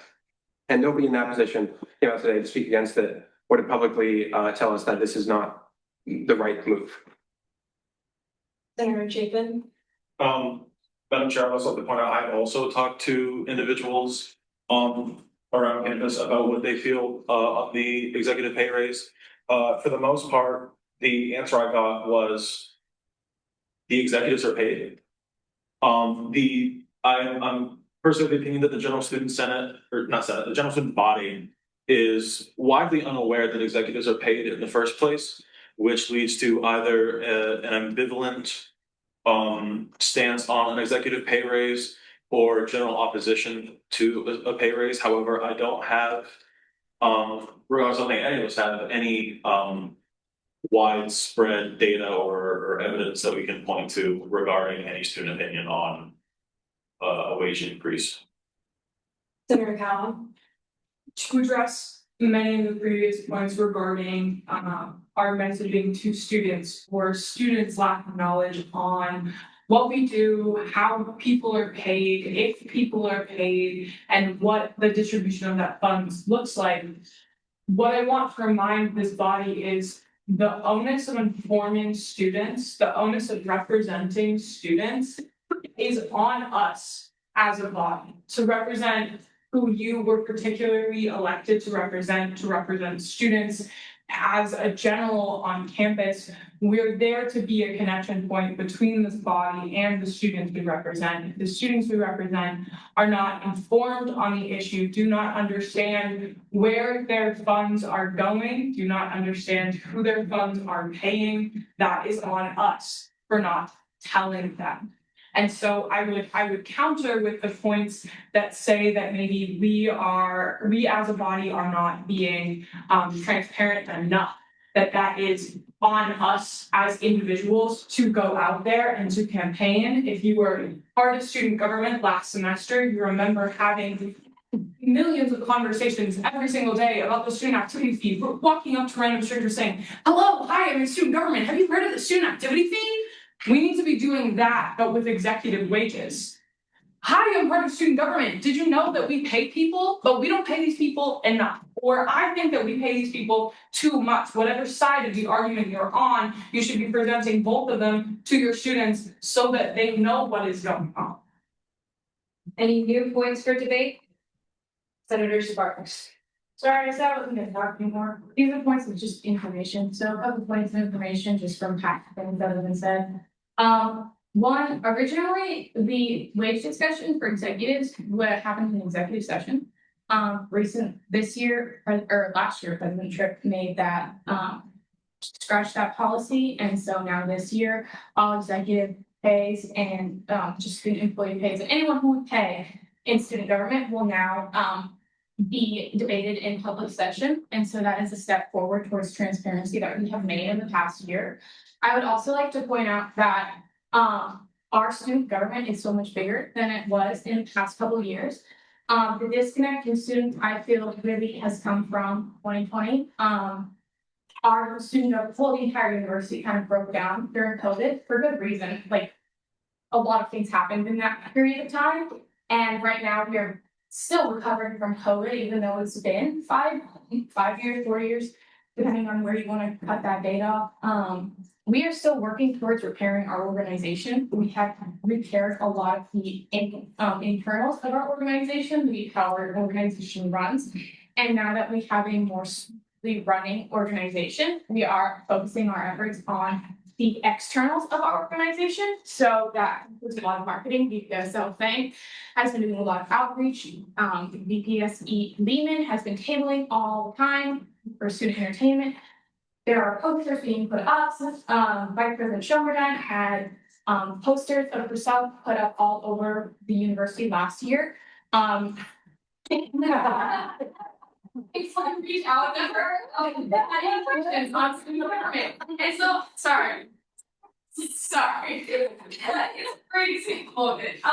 You made her embarrassed. Yeah, but there have been a lot of examples of us trying to reach out to the students' body, and we just have not been given enough time. Unfortunately, the world that we live in right now is not giving us enough time to complete our student outreach before raising wages, and that's just unfair to expect the executives to wait for that to happen, because this is a current issue, and we are making steps forward. Obviously, this room is filled now. We are doing a great job on it.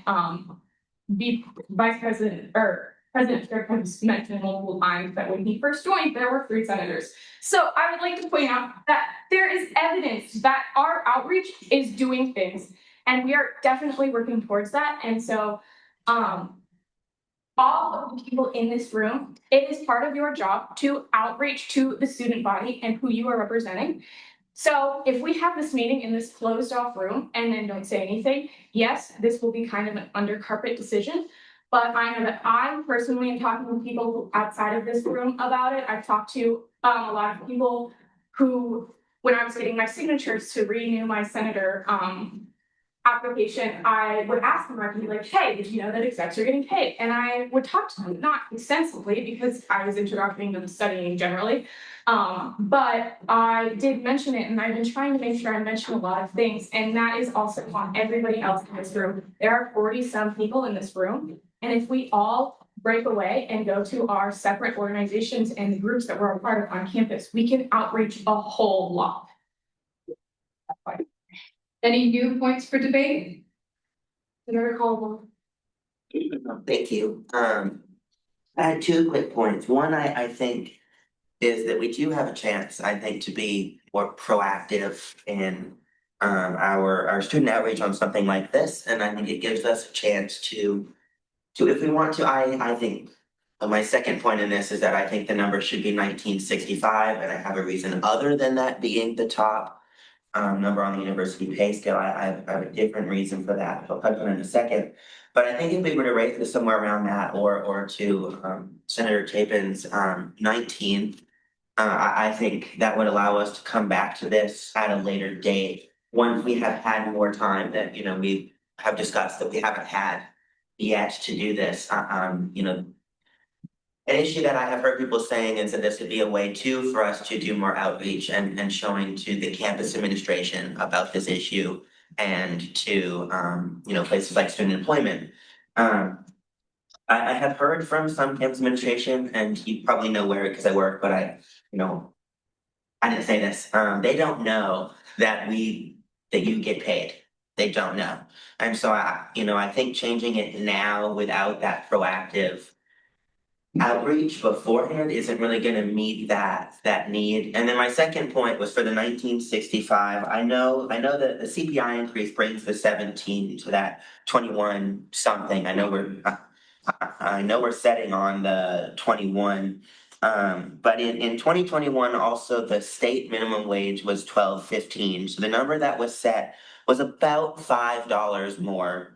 And so if we raise the 1965 and our current minimum wage in the state is $14.65, that would still be about the $5 more than the minimum wage. And then obviously we could re-evaluate for the extra once we get more student opinion.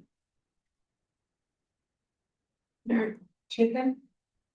I do agree that more outreach more than likely should have been done, and that still can be done. But I do also recognize that many executives feel that this is something that needs to be addressed now, and I do agree that it does need to be addressed now, which is why I do believe the compromise is to change it from $21 an hour to $19 an hour. which is why, I would like to put forward a motion to change the resolution to, instead of $21 an hour, read $19 an hour, instead of $630 bi-weekly, read $570 bi-weekly, and instead of $9,135 per academic year, read $8,265 per academic year. Second. Hearing a second, we'll now enter discussion. President Tripp. The $21 was simply by. No, I'll wait. Points for discussion?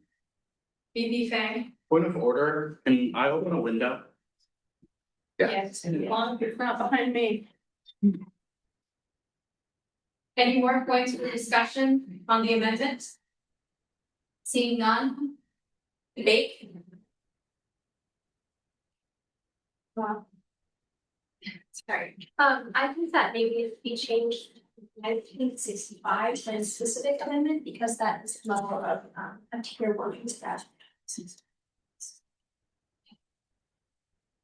Other points for debate, President Tripp? Okay.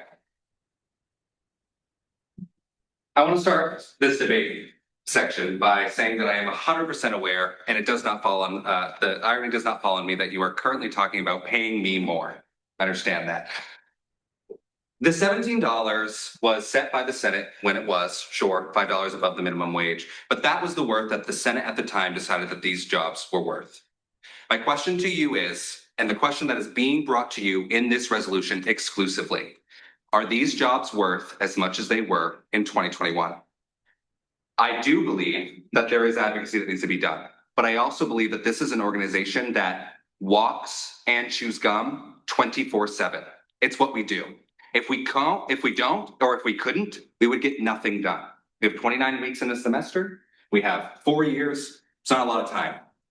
So my question to you all, again, is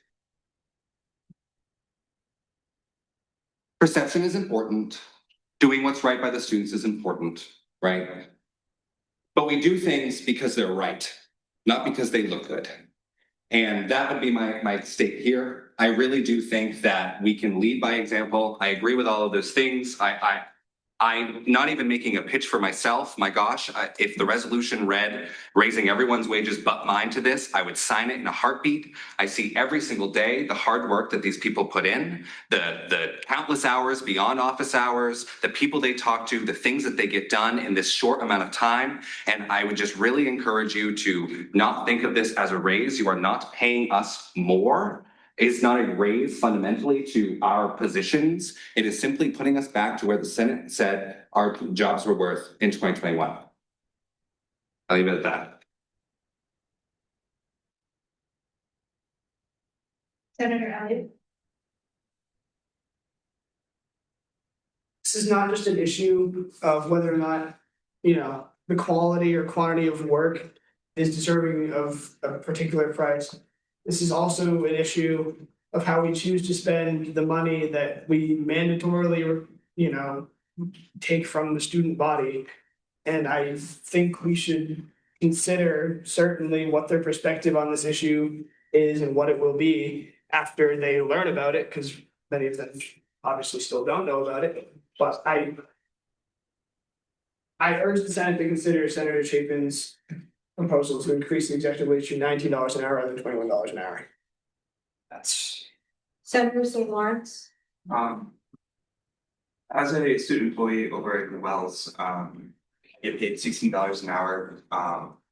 For what I would describe to be a rather easy job, it's just pizza and calzones. Occasionally, it gets kind of busy, especially on like the days or on Fridays, stuff like that. But having looked at what the execs have done, having been paying very close attention to their reports, I check in with them regularly, I discuss with them what they're doing. I like to be very well informed of what they do. I truly do believe that that the wage should be increased, but I don't exactly know where that line should fall between 1965 or 21. I just believe that their work is like they do more per hour than I look at somewhere like Sal's. But respectfully, that is my opinion on that. Senator Vanderwood. Talking to someone earlier, they brought up a really good point. For raising this or making this increase could have the potential of bringing in more candidates to student government, which can yield better people overall. We could have more people interested too, more people applying for those positions. So I think it would also get the student population involved more too. Thank you, Bohm. Madam Chair, I implore that any senator who feels like the work that we do as executives is not worth this $21 an hour. Now is the time to speak and tell us what more we could do, what more we could do in our positions to have it worth that much. That is what we see this is the work that we do is worth. But if you feel that it's not that much, or if you feel that the undergraduate student body would not value the work that we do that much, tell us what we can do to reach that point. If you're just telling us that we're not worth that much, okay, but I want to know what I can do to value myself in the same light that you've seen, or to have you value my work in the same way that I value the work of myself and my peers. Senator Poplar. Two things. The first one is I know that I just wanted to point out that student activity fee is not mandatory. I implore you all to pay it, especially as being in student government, but it is not a mandatory. You could unpay that, not unpay, but you could choose not to pay that. So, but also I just want to say I don't think this is I don't value you at $21 an hour. I think it is I know it's not exactly a raise because it's at the same level at which, but it hasn't been raised in a while, and any amount of money more is still a raise because we're taking this money and putting it to here, which is raising the money from 17 to the 21. But I also think in terms of this one, I think we should kill this one and put 1965. So. VP Lemon. Madam Chair, if I could potentially pose a question, if we were to change it to $19 or 1965, and like VP Bones said, the university raises its wages of all the students, and now the top student tier is 26. Are we to keep playing catch up with the university? We're sitting here all acknowledging that students are not paid correctly and that students are underpaid.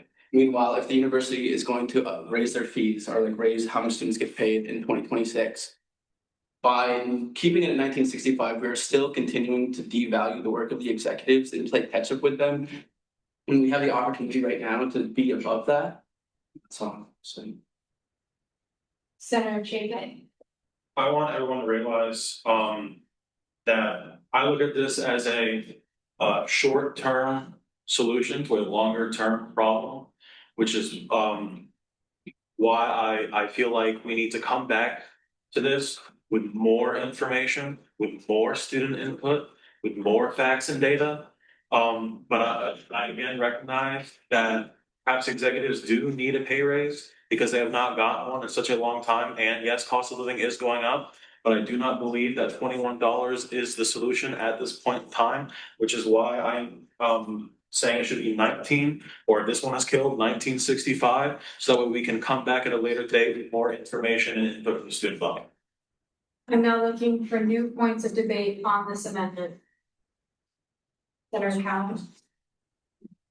I would like to give a little bit of further context to this, and I think that we are starting to touch on parts of the conversation that I really want to touch on, and that is the quality versus quantity, the actual work and amount of effort we get out of our executives per hour. I believe that that is on par with $21 an hour. I believe that that's actually on par with higher than $21 an hour, but I think that that is a reasonable place to start. Our university, and we're putting a lot of these arguments in context of the larger university and the university's pay scale. Like I previously stated, I've been working in the Office for Student Life for 4 years. For my entire time here at the university, I received an extra raise after my freshman year because my supervisor deemed my work to be so well done and whatnot. And I'm not using this to praise myself. I'm using this to state that I capped out the pay rate for student life employees at the University of Maine after my junior year because it is capped out at $15.15 an hour. the university, because of the way that it structures payment, because of the way that a lot of our student workers are paid through federal funding rather than funding from the university directly, we have to cap out their pay rate. We have to say that no matter the quality of work you produce within this time, you are only allowed to be paid this certain amount. We are not structured like that. We are not restricted like that within our body. And I think a lot of us who spend time in the student government offices, who see how many meetings and things are flooding the execs' schedules every single day, and the amount of work they're still able to produce on top of the avid inquiries from students and the things they do, maybe off the clock, taking an extra meeting just to stretch out their day to make sure they can get in every student question they can. They go above and beyond every single day. And I think that it's a little silly for us to be looking at all of that hard work and still not thinking that they are worth what we as a body, even if it was not us directly, but what our body thought they were worth 4 years ago. And I think that we should really consider that. Seriously, Lawrence. Senator St. Pierre. Thank you, Madam Chair. I got to address two arguments. First of all, the argument about what we think this position is worth. I think a lot of us have expressed that we think it's worth more than 21. There's been comparisons made to nonprofit boards, you know, like the CEO of a nonprofit making like 35 an hour, whatever that number is. I don't know the exact number because there's many different nonprofits you could compare it to. But I think, and also it's been brought up that we're one of the only two, I believe, student governments that are nonprofits. But also, if you, on the flip side, we're one of the only two nonprofits that are student governments. So to just exclusively view ourselves as a nonprofit or exclusively a student government, I think it needs to be a mix of both. And I think that we may believe that this position is worth a particular amount of money, but I don't think that setting the salary lower than that reflects what we think it's worth, because in student government, no matter what your position is, as a senator, when you eventually move up to an executive, if that's your choice, there's always some amount of labor that you do that is not fully compensated.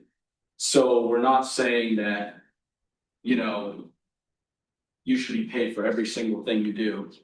And I don't want people to interpret assertions that the pay should be lower than 21 as an attack against the value of their work. And then the second argument I want to address is the quality versus quantity argument. I think that the idea that increasing the wage will bring in more students, more people applying to these executive positions, kind of addresses quality versus quantity, because I don't think that having a higher quantity of people applying for these positions, if they're doing it because the wage was increased, is necessarily a good thing. I think that if you have one person that applies for each position and there's no election, if that's the person who's the most passionate, who wants to do it, I think our team of executives right now isn't, what I've heard is that there wasn't really much, there was like one person for each position. No. Absolutely not. There was like 7 candidates per position. Oh, okay, so then I don't really see that. I guess that's not what the company does, but I think that ultimately the person most passionate about it, who would do it no matter what, and a lot of execs have expressed that they would do it no matter what the pay was. That being said, I do think there needs to be a pay increase, and I personally would set it at the $20.26 number, because this will take effect in January 26th after the minimum wage increase. So I think 1965 at that point would be lower. You know, it would make sense if the minimum wage wasn't increasing, but it is going to. So that would be my post. Do you have points for debate? I would just like to say that passion doesn't pay for groceries or rent. So I don't know, you go to Canterbury nowadays, it doesn't, it backs up. You're, I feel like when you say that people shouldn't be gave the amount relative to sewer index, you're saying that in related to the sort of groceries.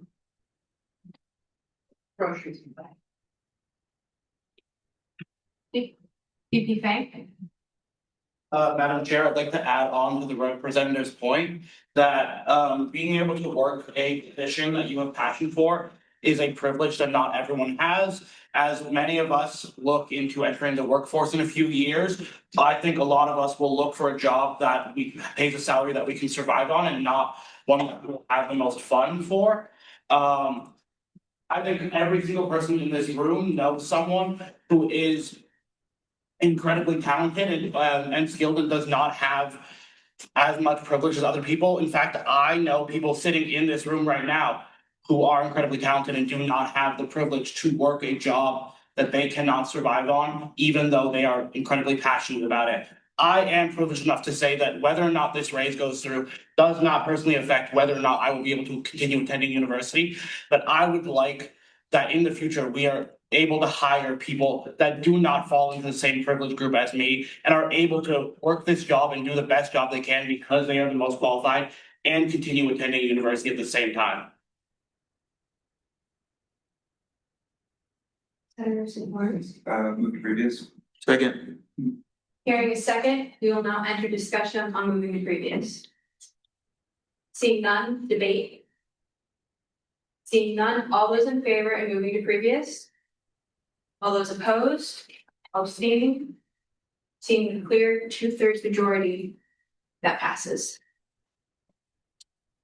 We are now going to be voting on the motion of amending this to the, can you restate? $19 per hour instead of 21, $570 bi-weekly instead of 630, and $8,265 per academic year instead of $9,135 per academic year. Right, so we are now voting on approving that amendment. All those in favor? All those opposed?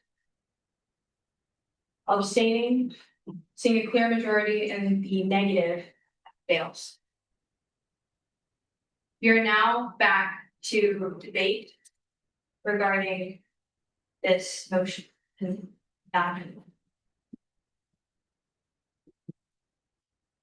I believe that Senator Collmore's proposal of $19.65 has a lot of merit in that it allows the pay raise that I think that you guys need, but to also give us time to consider advocating for the general student bodies here as well, which will then lead us to consider higher numbers. VP Thompson? Madam Chair, I would like to talk about the time. This has come up a few times about not having enough time on this issue. We've already debated this more than almost any other issue. It's taken up 2 whole polypro periods almost and about an hour in this meeting already. As for student interest, it's so important to know what your constituency wants, but they are your constituencies. This is not a student body vote. It doesn't go to student body election. They elected the senators to represent them on these hard decisions. Every senator in this room is speaking for the student body with their vote. Any new points for debate? Senator Collmore?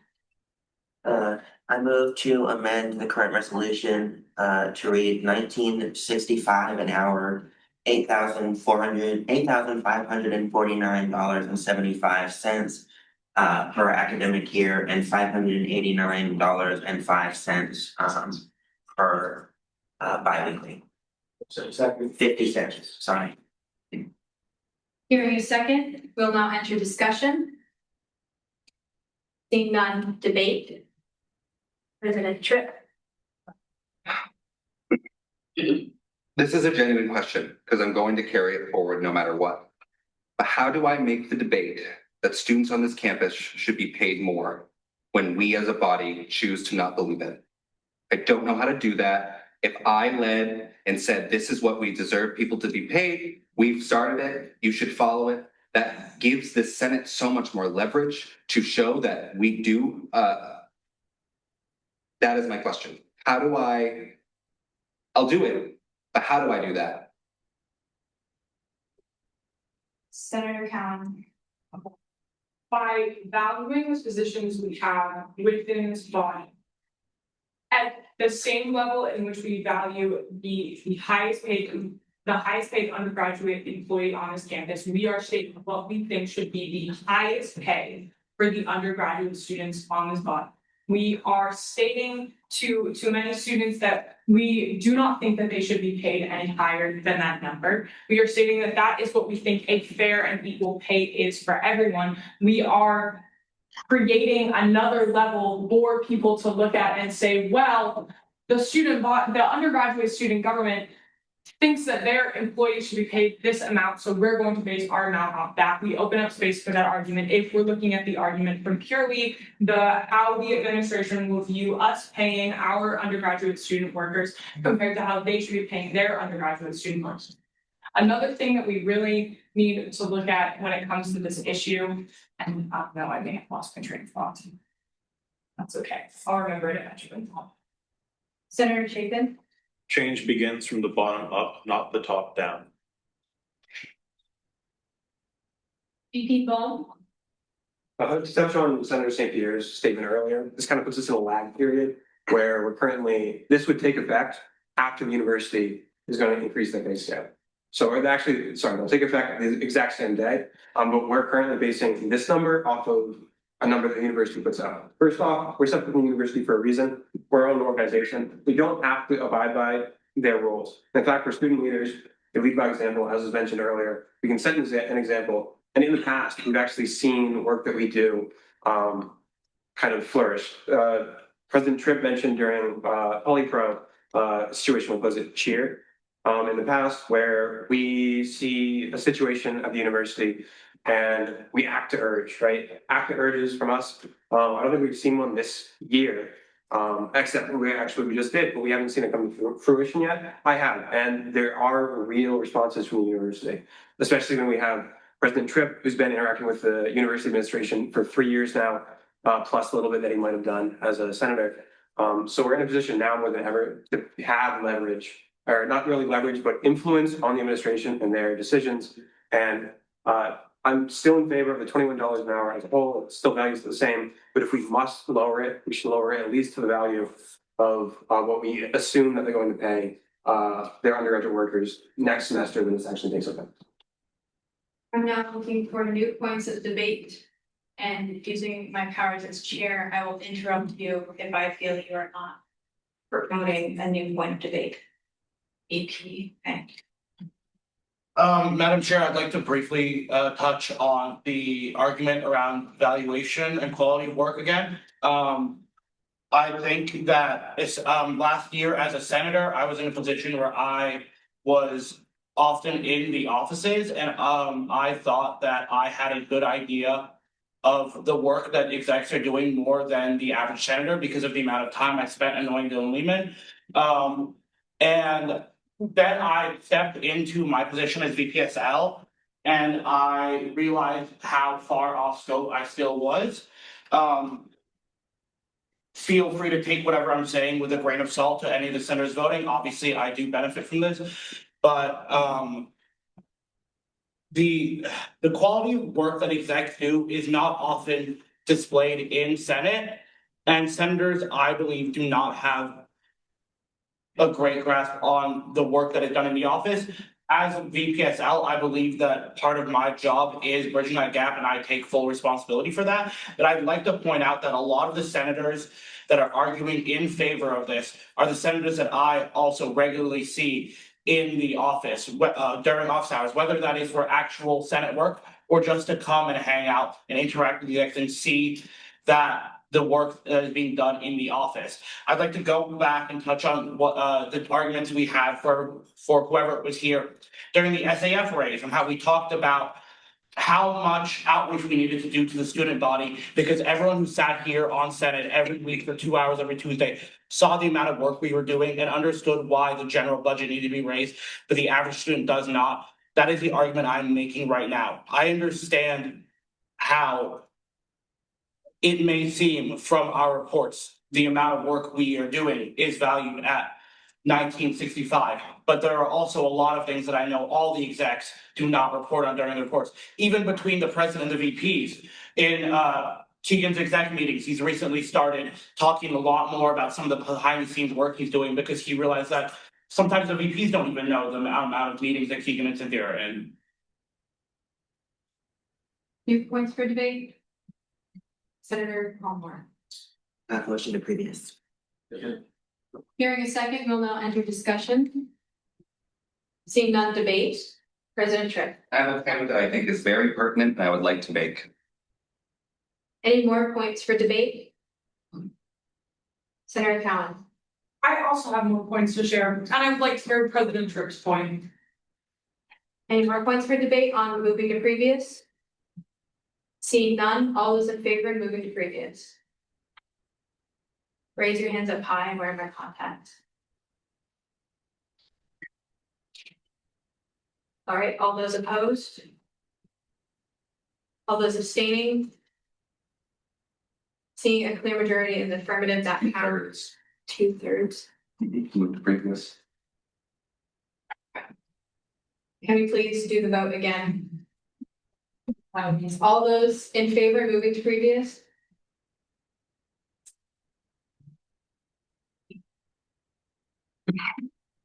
All right. All those opposed? 6, 6, 7. All those abstaining? That did not pass 2/3. That fails. Now we're going back to debate. President Tripp. Okay. I genuinely will stop talking after this, but I want to, Madam Chair, address the conversation about top-down change. I spent the last 4 years begging this administration to be in half the rooms that we are on today. If you think that this body is anything but down, bottom up, if you think that this is anything but a grassroots body, if you think anything that the student body does is not bottom up work, you are mistaken. Students lead, frankly, on this campus where the university administration chooses not to. We've seen it with Crossland, we've seen it with the divest movements, we're seeing it every day. There are things that this university does not like change. And we're talking about time, and I want to tell you the advocacy for raising student wages is not going to be a 1-2. It never has been. And I want you to consider who is going to be carrying that work forward. That is important. We need people who are able to push against this administration literally 24/7. It's not even all their fault, but we are constantly connecting bridges, breaking down silos that again should be the university, but it is us. We are bottom-up change. We've always been bottom-up change. And that bottom-up change starts here, and it starts with our communication to our constituency and justifying the actions that we take because we do know more than they do in the sense of what work it takes to make changes. I don't know how many students have come to me angry at me for things taking too long. I share their anger, but things take time. They take a long time. And frankly, again, we're 5 years late on this, and I cannot express enough that if students don't lead on issues like this, nothing changes. That is the true through line that I've learned in the last 4 years. Think about any issue on this campus. Think about lighting, safety, security. Think about accessibility. Think about those things. Where are they coming from? Who is leading them? I digress. Senator Cowan. Like President Trump has stated, there has never been a just made for students in any facet of this university. And I think that goes back a long, long time. It doesn't just have to do with this current administration. It doesn't just have to do with the current people who work at this university. It goes from the inception and the way that universities across the country are laid out. There are not places made for us at the table. We have to make our own place at the table. There are so many passionate student leaders student leaders on this campus who I'm sure would love the opportunity to access the resources that student government has, who would love to have a position like an executive officer in student government. The issue barring the vast majority of them from doing that is the cost and the time in which those projects take to handle. The reason that you don't see a vast majority of the students on campus taking up every single issue that they are passionate about is because they are limited by the time of their academic involvements, of their extracurricular involvements, of their personal lives, if they're able to have one as well. What we are expecting out of our executive officers in student government is a student who is a student leader, a student who is fighting for a seat at the table, a student who is maintaining a good GPA, a student who is maintaining relationships across campus, a student who is actively creating new relationships across campus, a student who is on their email 24/7, a student who is accessible to every single student on this campus, no matter what or when the topic is, connecting them to where they need to be. We are asking these students to do more than any other student on this campus. And by saying that they do not deserve to be paid more than any other student on this campus is devaluing the work that they do, is devaluing the impact they have on this campus, and is devaluing any future work to come out of this body for not just the current representatives, or not just the current executive officers that we have, but any to come in the future. By delaying this matter, by pushing it off for a year or a semester, we are continuing to devalue those positions. Any new points for debate? Senator Chapin? Clarification that I don't believe any of this is a personal attack on executives. Any new points for debate? Seeing none. Madam Chair, great job. I would like to say that this, to me, is not necessarily a financial issue. I absolutely agree that it should be raised to 21 or a slightly lower amount as the conversation describes.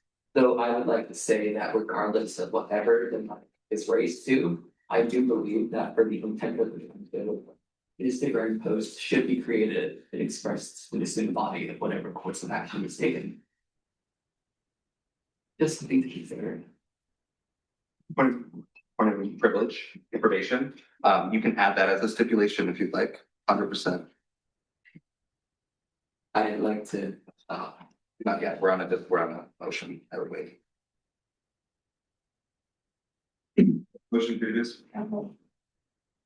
Did I hear a second? Hearing a second, we'll now enter discussion on motion previous. Seeing none, debate. Seeing none, all those in favor of moving previous? All those opposed? All abstaining? Seeing a clear 2/3 majority, that passes. We are now going to be voting on the amendment that can Senator Palmer please read out again. That was silly, but it was to 1965 an hour, and then I just changed where I had other stuff. I don't see it anymore. Thank you. And then to $8,549.75 per academic year, and $589.50 bi-weekly. Right, those all in favor of the amendment? All opposed? All abstaining? Seeing a clear majority in the negative, that fails. We're now back to the motion as written. Senators, safety. Sorry. Motion to add a clause about a public post on social media about the increase. second, Hearing a second, we'll now enter discussion on the amendment. Debate on the amendment. President Trick, I will personally see this through. any more debate? I think this approaches two issues that we've spoken about tonight. Number one, that like it should be public, and number two, that students already don't know that executives are paid, and regardless of the perception by the student body, at least they'll know that something's happening, and if they're fired up about it, more people will speak about it, and hopefully that could push forward efforts on the university's end, or help us create a campaign towards moving this forward. So. Senator St. Lawrence. I think that a post about it would be just furthering our values of being transparent to the student body, so. Any more points for debate? I also want to reiterate the boom that I think and urge to motion to address the general student wages on campus. I think would be that's coherent. President Tripp. Give me until next Tuesday, and I will come with as much facts as I can coming out of our meeting with BPFA Boyden, and we will start that process. And I would like to see it by the end of the semester. Any more for debate? Senator Sparks. Sorry, yeah, I'm writing a resolve for that, just as an amendment. This is the wording, sorry, that's PDF, so you're not gonna see the change. But this is the wording I decided to go with, just to make everyone clear. I added a new resolve section at the very bottom, and it said, should this resolution pass, extensive student outreach attempts should be made to make the student body aware of this raised by the president and the policy chair of the policy and procedure committee. Any more points for debate on the amendment? VP Ball. Just as this resolution increases it, there's also a resolution that can be passed if there is massive outcry from our constituency, from this feedback and from this chance for students to engage with us, that this can be lowered again. If we do hear massive outcry, we can lower it again if need be. Any more points for debate on the amendment? Okay. Seeing none, all those in favor of the amendment? All those opposed? All abstaining? Seeing a clear majority, that passes. We are now back onto debate of the motion at hand as amended. Senator Elliott. I struggle to imagine that after passing this at the $21 an hour rate, that we would be able to get enough people to support reducing it regardless of what the outcry is. So I do urge senators to consider tonight whether or not $21 an hour is the right amount, and not to try and push it off and say, well, we'll see what the public says about it. Senator St. Lawrence. Motion previous. Second. Hearing a second, we'll now enter discussion on moving the previous. Seeing none, debate. This was discussion, but we went a bit too minutes. I'm like a bit lost right now where our previously to or like To a final vote. To a final vote. like on that. Yep. On this as amended, so it is the $21 with the stipulation that we advertise it. So that is what the motion of previous is, to go right to the vote. Is that clear for everyone? Senator Chapin? I'm just gonna say that I had other things as well planned, not to say on this, but on the other resolutions. But seeing as I believe that this resolution is going to pass, I'm not going to attempt to amend any of the other documents. Any more points for debate on moving previous? Seeing none, all those in favor? Raise your hands up high. All opposed? All abstaining? Seeing a clear 2/3 majority, that passes. We are now going to voting on the motion as amended. Now, all those in favor? All opposed? All abstaining? Seeing a clear majority in the affirmative, that passes as amended.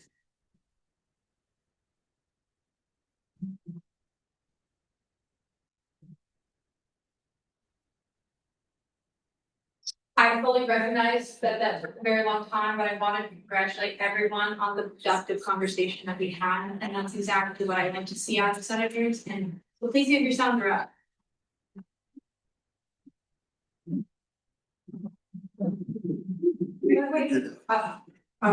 I make a motion to suspend rules to adopt a 5-minute recess. Second. Hearing a second. If it's a pleasure of the Senate adopting. I'll say this.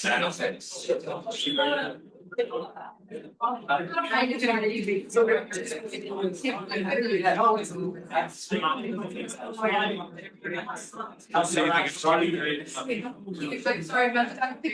The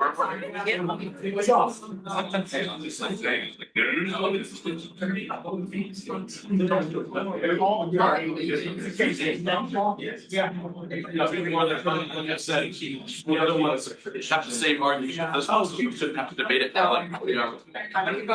We thought you were personally attacking, because that's not the way that I felt, and I think that's how these are. I think that they were there, it's obviously that. Like, know the result of my job and I kind of have those marks, and there's something like that, but I don't think any of them are gonna take it personally. I think that they do that to be a conversation that's had between adults, but I don't think that she has to be automatically more at all. I just found the more holistic approach of owning things that just shouldn't. It's a value I give as such, and I just listen to it. I think that we will assign a value to things using money and by defeating the value of money and Mr.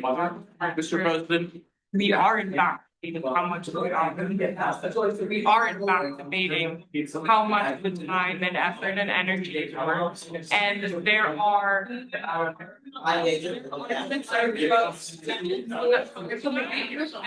that are very long. Keep that standpoint of this is how much money I think that this is worth. So I think that that's really important question, but I don't think anybody here is going to come out of it. I just wanted to tell you that. In case you're Can I take your plate? The plate is kind of hiding a really nasty stain. Why did you get a nasty stain? Nobody washes these things, bro. Pizza was too good. I don't know what to say. I'm tired. My bad. That's why I'm gonna plate. It's like a very That's my bad. My apologies. Oh, my friend. It's going good. I'm so your page right now. Oh, my page. Yeah,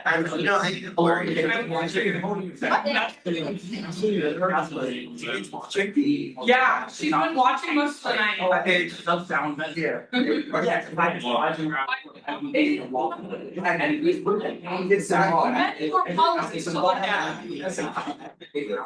And the meat couldn't bring it. It's like nothing but. And then it's the states. Yeah, we make me go to everything, but. Yeah, that's why I'm not making a local because if you literally just say a motion from 1965, I would have motioned, but then so I'm not gonna waste the whole sentence time. I heard him come back. Other motions. No, I don't think I did that. Yeah, no, I bet we've been here long enough. We've been here for 3 hours. I'm not making this another 4 hour election. I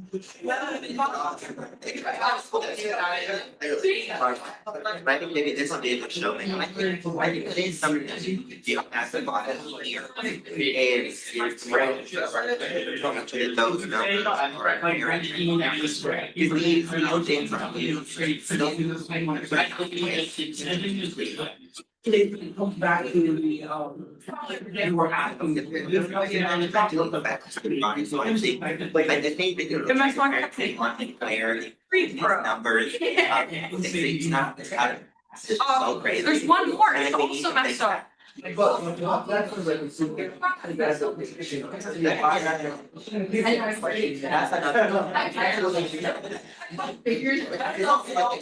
they like use an HVAC system. They don't need a new HVAC system, it's just a nice thing to go have it. They do that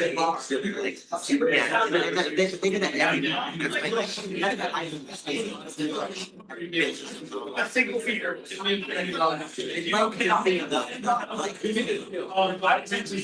I'm just now. Yeah. Okay, that we go have only go this Friday, after I change the lights. So because we changed language like six season, those things that our policy language that I included needs to be changed to fit the new one. So that's what I. I think it was in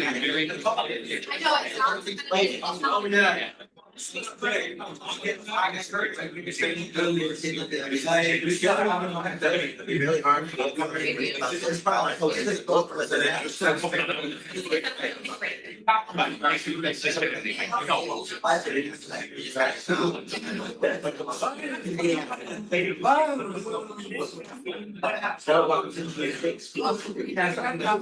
Responded. I sent it out last night. It's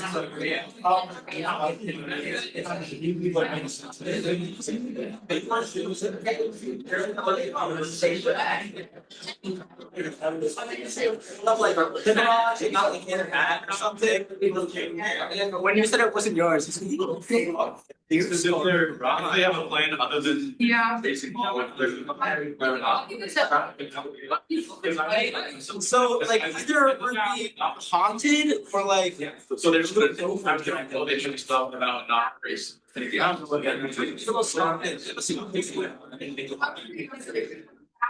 also, no balance. I mean, it's spring, but it doesn't mean we can't fight for it. Yeah. I'll have that question. One at a time. Alright, we will now be considering 46S QL 144. 2025-2026 wage increase for the ABPSC and directors. So this affects our assistant vice president to do entertainment. There's a lot of you probably haven't met because they don't come to these meetings, but Abby Hall is a very level person. We love Abby Hall. And then our two directors are our director of communications and our director of technology. Just to make that clear. And then there this is going to be bumped up to $6,090 per academic year. $420 bi-weekly, 10 hours per week at $21 an hour. So they make $17 an hour currently, just like our executives. They just make they just work 10 hours instead of 15 hours, which is why it's on it. Alright, are there any questions for our speaker? Seeing none, what is the committee's recommendation? 501 off the pass. I'm now looking for approval for the committee's recommendations. Senator DeLorme. I move to approve the committee's recommendation. Hearing a second, we'll now enter discussion. Seeing none, debate. Clarification is it is to be for Senator Sparks, is it 501 or 510?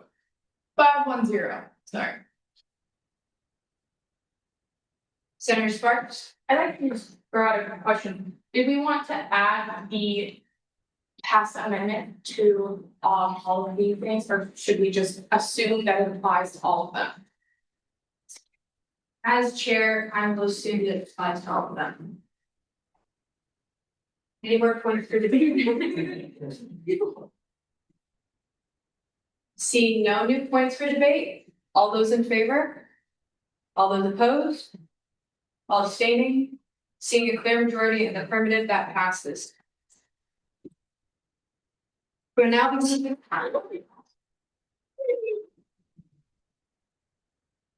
We're now moving to 46 FQL 147, 2025-2026 wage increase for FEPC and DOT representative.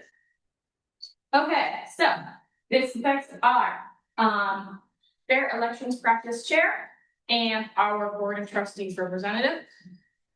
They will they currently make $15 an hour, so they will be bumped up to $2,682.50. That will be $185 weekly with a 5-hour work week for $18.50 an hour. Are there any questions for our speaker? Seeing none, what is the committee's recommendation? 501. I'm now looking for approval of the committee's recommendation. I move to approve the committee's recommendation. Second. Hearing a second, we'll now enter discussion. Seeing none, debate. Seeing none, all those in favor? All those opposed? All abstaining? Seeing a clear majority in the affirmative, that passes.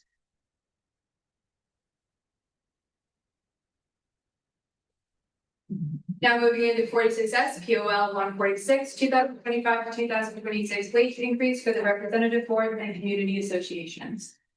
So, you guys make the same as our FEPC and VOT, so they will be making $2,682.50 per academic year. And that would be $185 bi-weekly with a 5-hour work week for $18.50 an hour. Any questions? When was this last change? Was it the same time as the executive wage? Yes, Any more questions? for the minutes, that was a yes to that question. Good point. Any more questions? Seeing none, what is the committee's recommendation? 501 off pass. I'm now looking for approval of the committee's recommendation. Senator DeLorme. I move to approve the committee's recommendation. Hearing a second, we'll now enter discussion. Seeing none, debate. Seeing none, all those in favor? All opposed? All abstaining? Seeing a clear majority in the affirmative, that passes.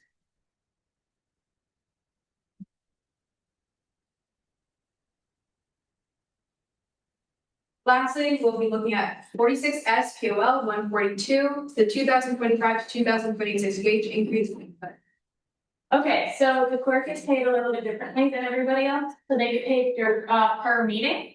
So currently they make $60.80 a meeting, and that was like 2 hours of work, but they actually stay before and after to clean up the minutes and finalize them and then send them to DJ, so that's why they get paid more, just for clarification purposes. The base pay rate would be $2,189.50 per academic year. That would be $75.50 per meeting with 29 meetings per year. Are there any questions for the speaker? Senator Elliott? With being paid by meeting, if the meeting were to go long and the hourly rate were to fall below minimum wage somehow, would that be a legal issue? President Tripp? It's Senator rate, so that doesn't happen. So that's why it's actually our highest paid hourly employee is the clerk. And that is because A, we need to make the position worth it. And B, for that reason. But for the most part, it actually kind of shakes out in the wash. And for the annual budget meeting, fun fact, technically that's 2 meetings and they get paid twice. These were any questions. Any more questions? I don't know if this is already answered, but say in the off chance that Veterans Day happens to fall on a Tuesday and there is a meeting, would they still get paid for that meeting? Any more questions? Seeing none, what is the committee's recommendation? 600 pass. I'm now looking for approval of the committee's recommendation. I move to approve the committee's recommendations. Hearing second, we'll now enter discussion. Easy ball. Alright, we'll skip for me. Any points for discussion? Ethan? 7550 divided by 1850 is almost perfectly 4. I just said numbers. Now what is 4? Yes, if we said 1850 an hour, then yes, 4 of us. Any more points for discussion? Seeing none, debate. People? So this is one of the, sorry. This is the one that was actually changed. When I originally did the calculations, I did it based on 28 meetings per year. Because I didn't account for double, but actually it accounts for like the previous job description accounts for 30 meetings instead of the 29. And so if we would like to change this to account for what it was previously set at the 30 meetings per year that they paid for. I have numbers, if somebody would like to request them. I got a point of information to President Tripp. How does this work policy legal wise when we have certain meetings that are up to discretion of the chair and whether or not? So the count is like. I mean, you get paid for hours work. That's just general. Think about when you take a sick day. There's no legal problem to that. We are legally obligated to pay people for the hours they work. We are not legally obligated to pay people for the hours they do not work. Does that make sense? But so does this mean that we could have a maximum of 29 meetings a year? Which means that there would be no, it just means that we would go to a point where we wouldn't have a clerk. Oh, I see what your point is. If it doesn't say 30, we don't cover all of it. There's a chance that in every meeting of every time and then breaks fall to weird point and the double meeting at the end, it might hit 30. And so to account for that, we should change it. President Tripp, Are we debating?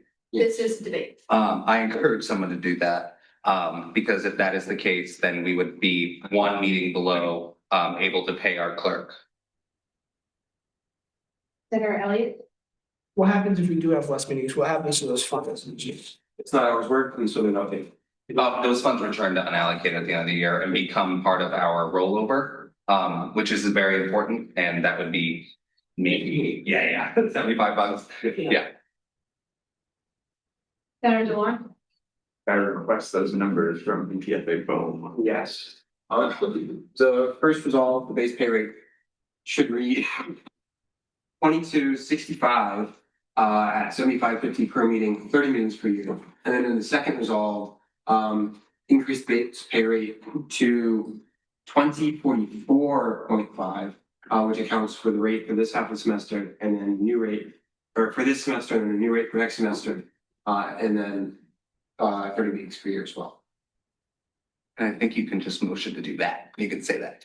I would like the motion to join BPFA phone, just presented their reverse numbers. Hearing a second, we will now enter discussion. Debate, President Tripp. Again, this is a caveat, and again, if 30 meetings aren't worked, 30 meetings won't be paid. This is just giving us the ability to pay them if we need to. Technically, we can also call special sessions, but we don't really need to deal with that. And in that event, we would just probably allocate an extra $75 in that event. But that's only ever happened one time, and it was under me as VP. Sorry, it was a bad meeting. Any more points for debate on the amendment?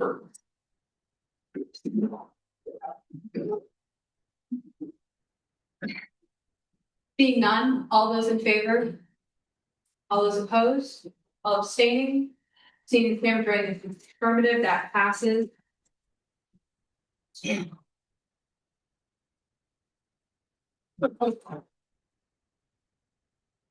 really glad to see the enthusiasm, but yes, we are now back into the debate on this as amended. Any more points for debate? Seeing none, all those in favor? All those opposed? All abstaining? Seeing a clear majority of the affirmative, that passes, and I'm sorry for the confusion.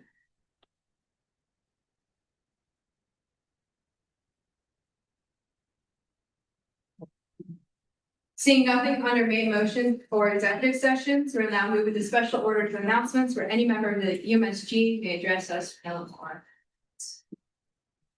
Sorry to extend this meeting even further, but I just wanted to say something that I did not say during debate. I have a couple of thoughts about maybe how student, government should proceed after that increase in wage to address backlash to the students that might come. I think we should absolutely consider following with the Merge to Act, and that should go to PolyPro as soon as it can to increase undergrad student workers' pay. I think that we should definitely increase advertising of these executive positions, so a lot of students don't know that anyone can run for these things.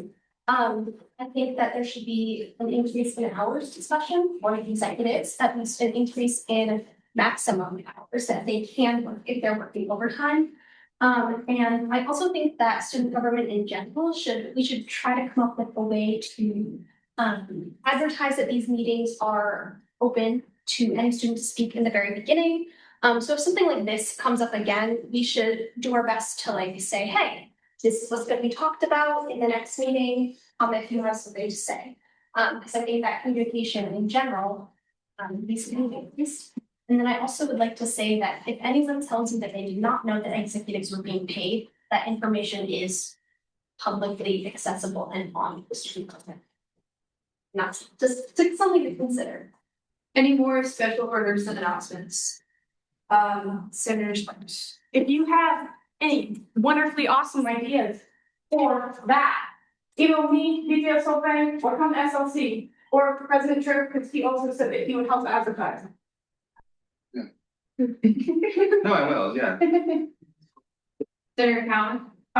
They were mentioned at various points in the meeting and others, but there's 3 really cool, really awesome events happening tomorrow. At 12 in the Union Atrium, which is in front of the bookstore, there's going to be the Red Dress event. It's going to be a recognition of the Red Dress movement, of the missing, murdered, and Indigenous women, girls, and Two-Spirit individuals.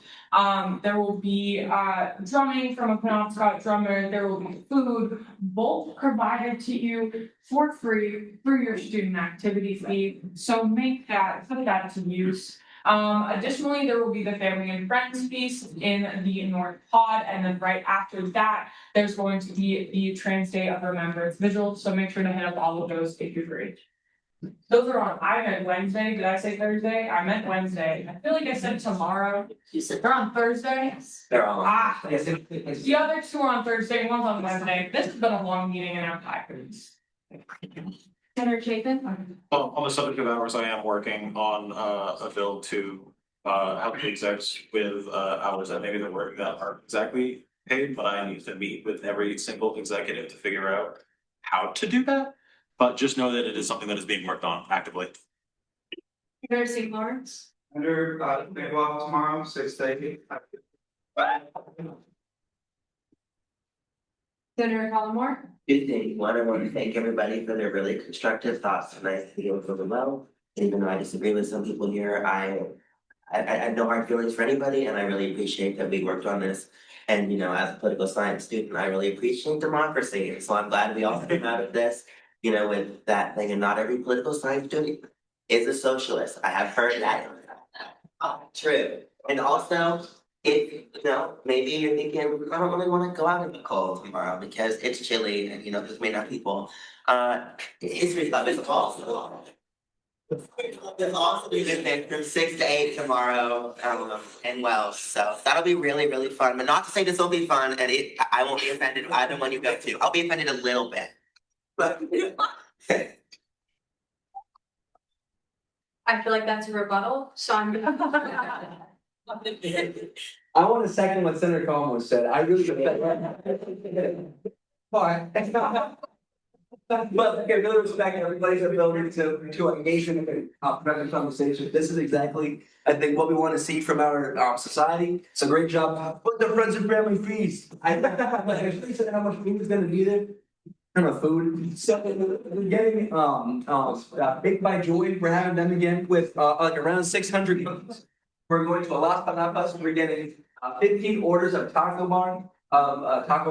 So we're gonna have like probably 700 tortillas. These different food. We have vegetables. It's gonna be very good. It's very healthy. Thai order. We have a ton of fried rice, roll up cauldron, chicken pies, and then we are going to a Sodexo for turkey gravy. Turkey really good. But it's Sodexo. So mixed feels about that. But the shop you can get it. So please show up, get some food, bring like a to-go container, because everything that we don't go, we're going to give to the Bangor Homeless Society. So maybe don't take too much. Easy ball. It's been a very productive meeting, and that doesn't mean that our productivity needs to stop. We don't ever need to stop. We can always do better. We always have things we can work on. And it's you as the Senate now more than ever. It's his job to hold us accountable for the work that we do, right? Ask us questions during our exec question period after reports. Come to our office hours, tell us what you want to see us work on, so that you can find the value that we find in positions and what we don't. Senator St. Lawrence. Rebuttal, I would never do that, but. Okay, I'll be providing caffeine tomorrow. For those who show up. Wow. Senator Sparks. We did a great job. Yeah. Polypro is still doing things. This is not the end of the semester. Please don't check out. Please still come to Polypro at 2 p.m. on Fridays. Thank you. Senator Emmons. We had a really lovely show to Polypro for this wage debate, which means at least some of you are available more than you're showing up. So to back Senator Sparks here, please come to Polypro. I'm really tired of it being 5 people. So I have my own announcement. I will get to you. There we go, man. I filmed the video a while ago. It was like 3 weeks ago, and it only got posted now, which I'm sorry about that. But we just posted my day in the life as an exec, which is the first half.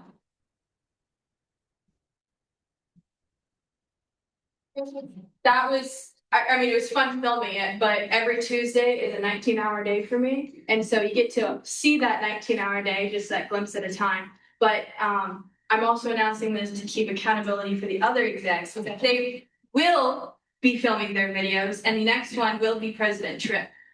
I should go last, we should look at it.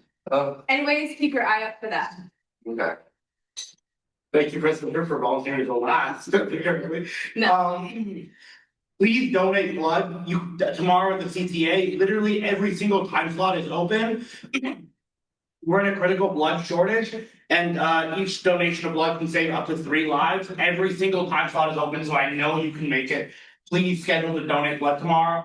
Also, sorry to Senator Inman and Senator Sparks. I do have to correct Senator Cowan. I did not work with Healthy Sex Casino. I just played a lot of roulette. President Tripp. First of all, I want to congratulate our AOC rep on their first meeting.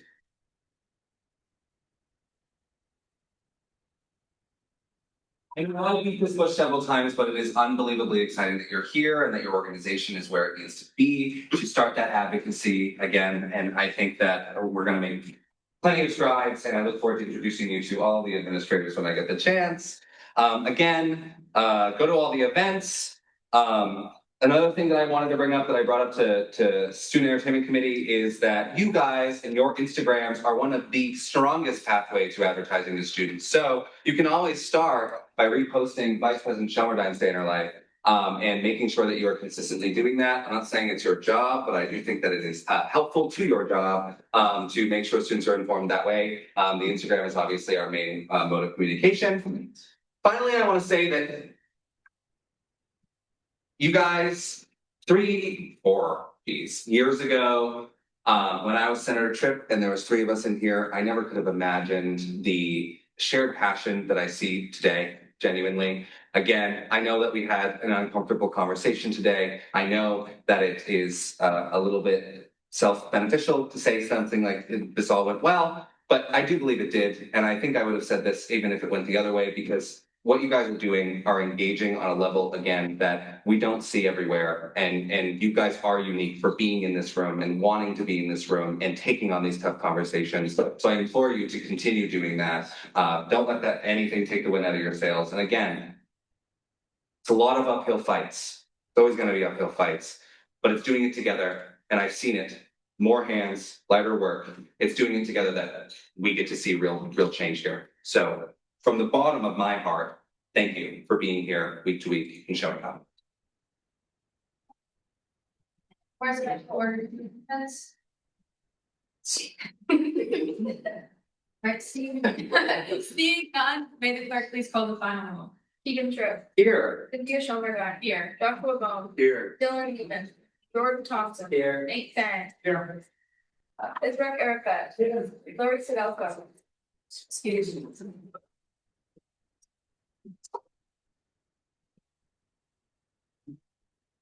Kyle Ricker. Trey Van. Here. Ezekiel Football. Here. Ryan St. Lawrence. Here. Joseph Elliott. Here. Riley St. Pierre. Here.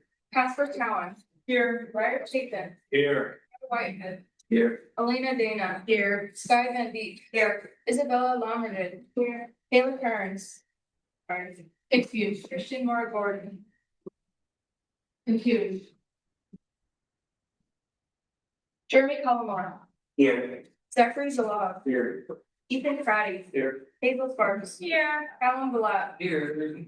Taylor Stanford. Here. Haley Inman. Here. Martha Schultz. Here. Kenzie Karpinski. Here. Isabella Stancook. Here. Alex Emery. Aquí. Sebastian Gamble. Here. Jerry Good.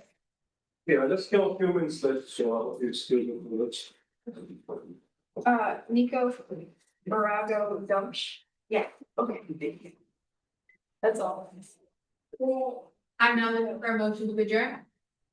Motion to adjourn. Second. Hearing a second, if it's pleasure of Senate, we adjourn. Yeah.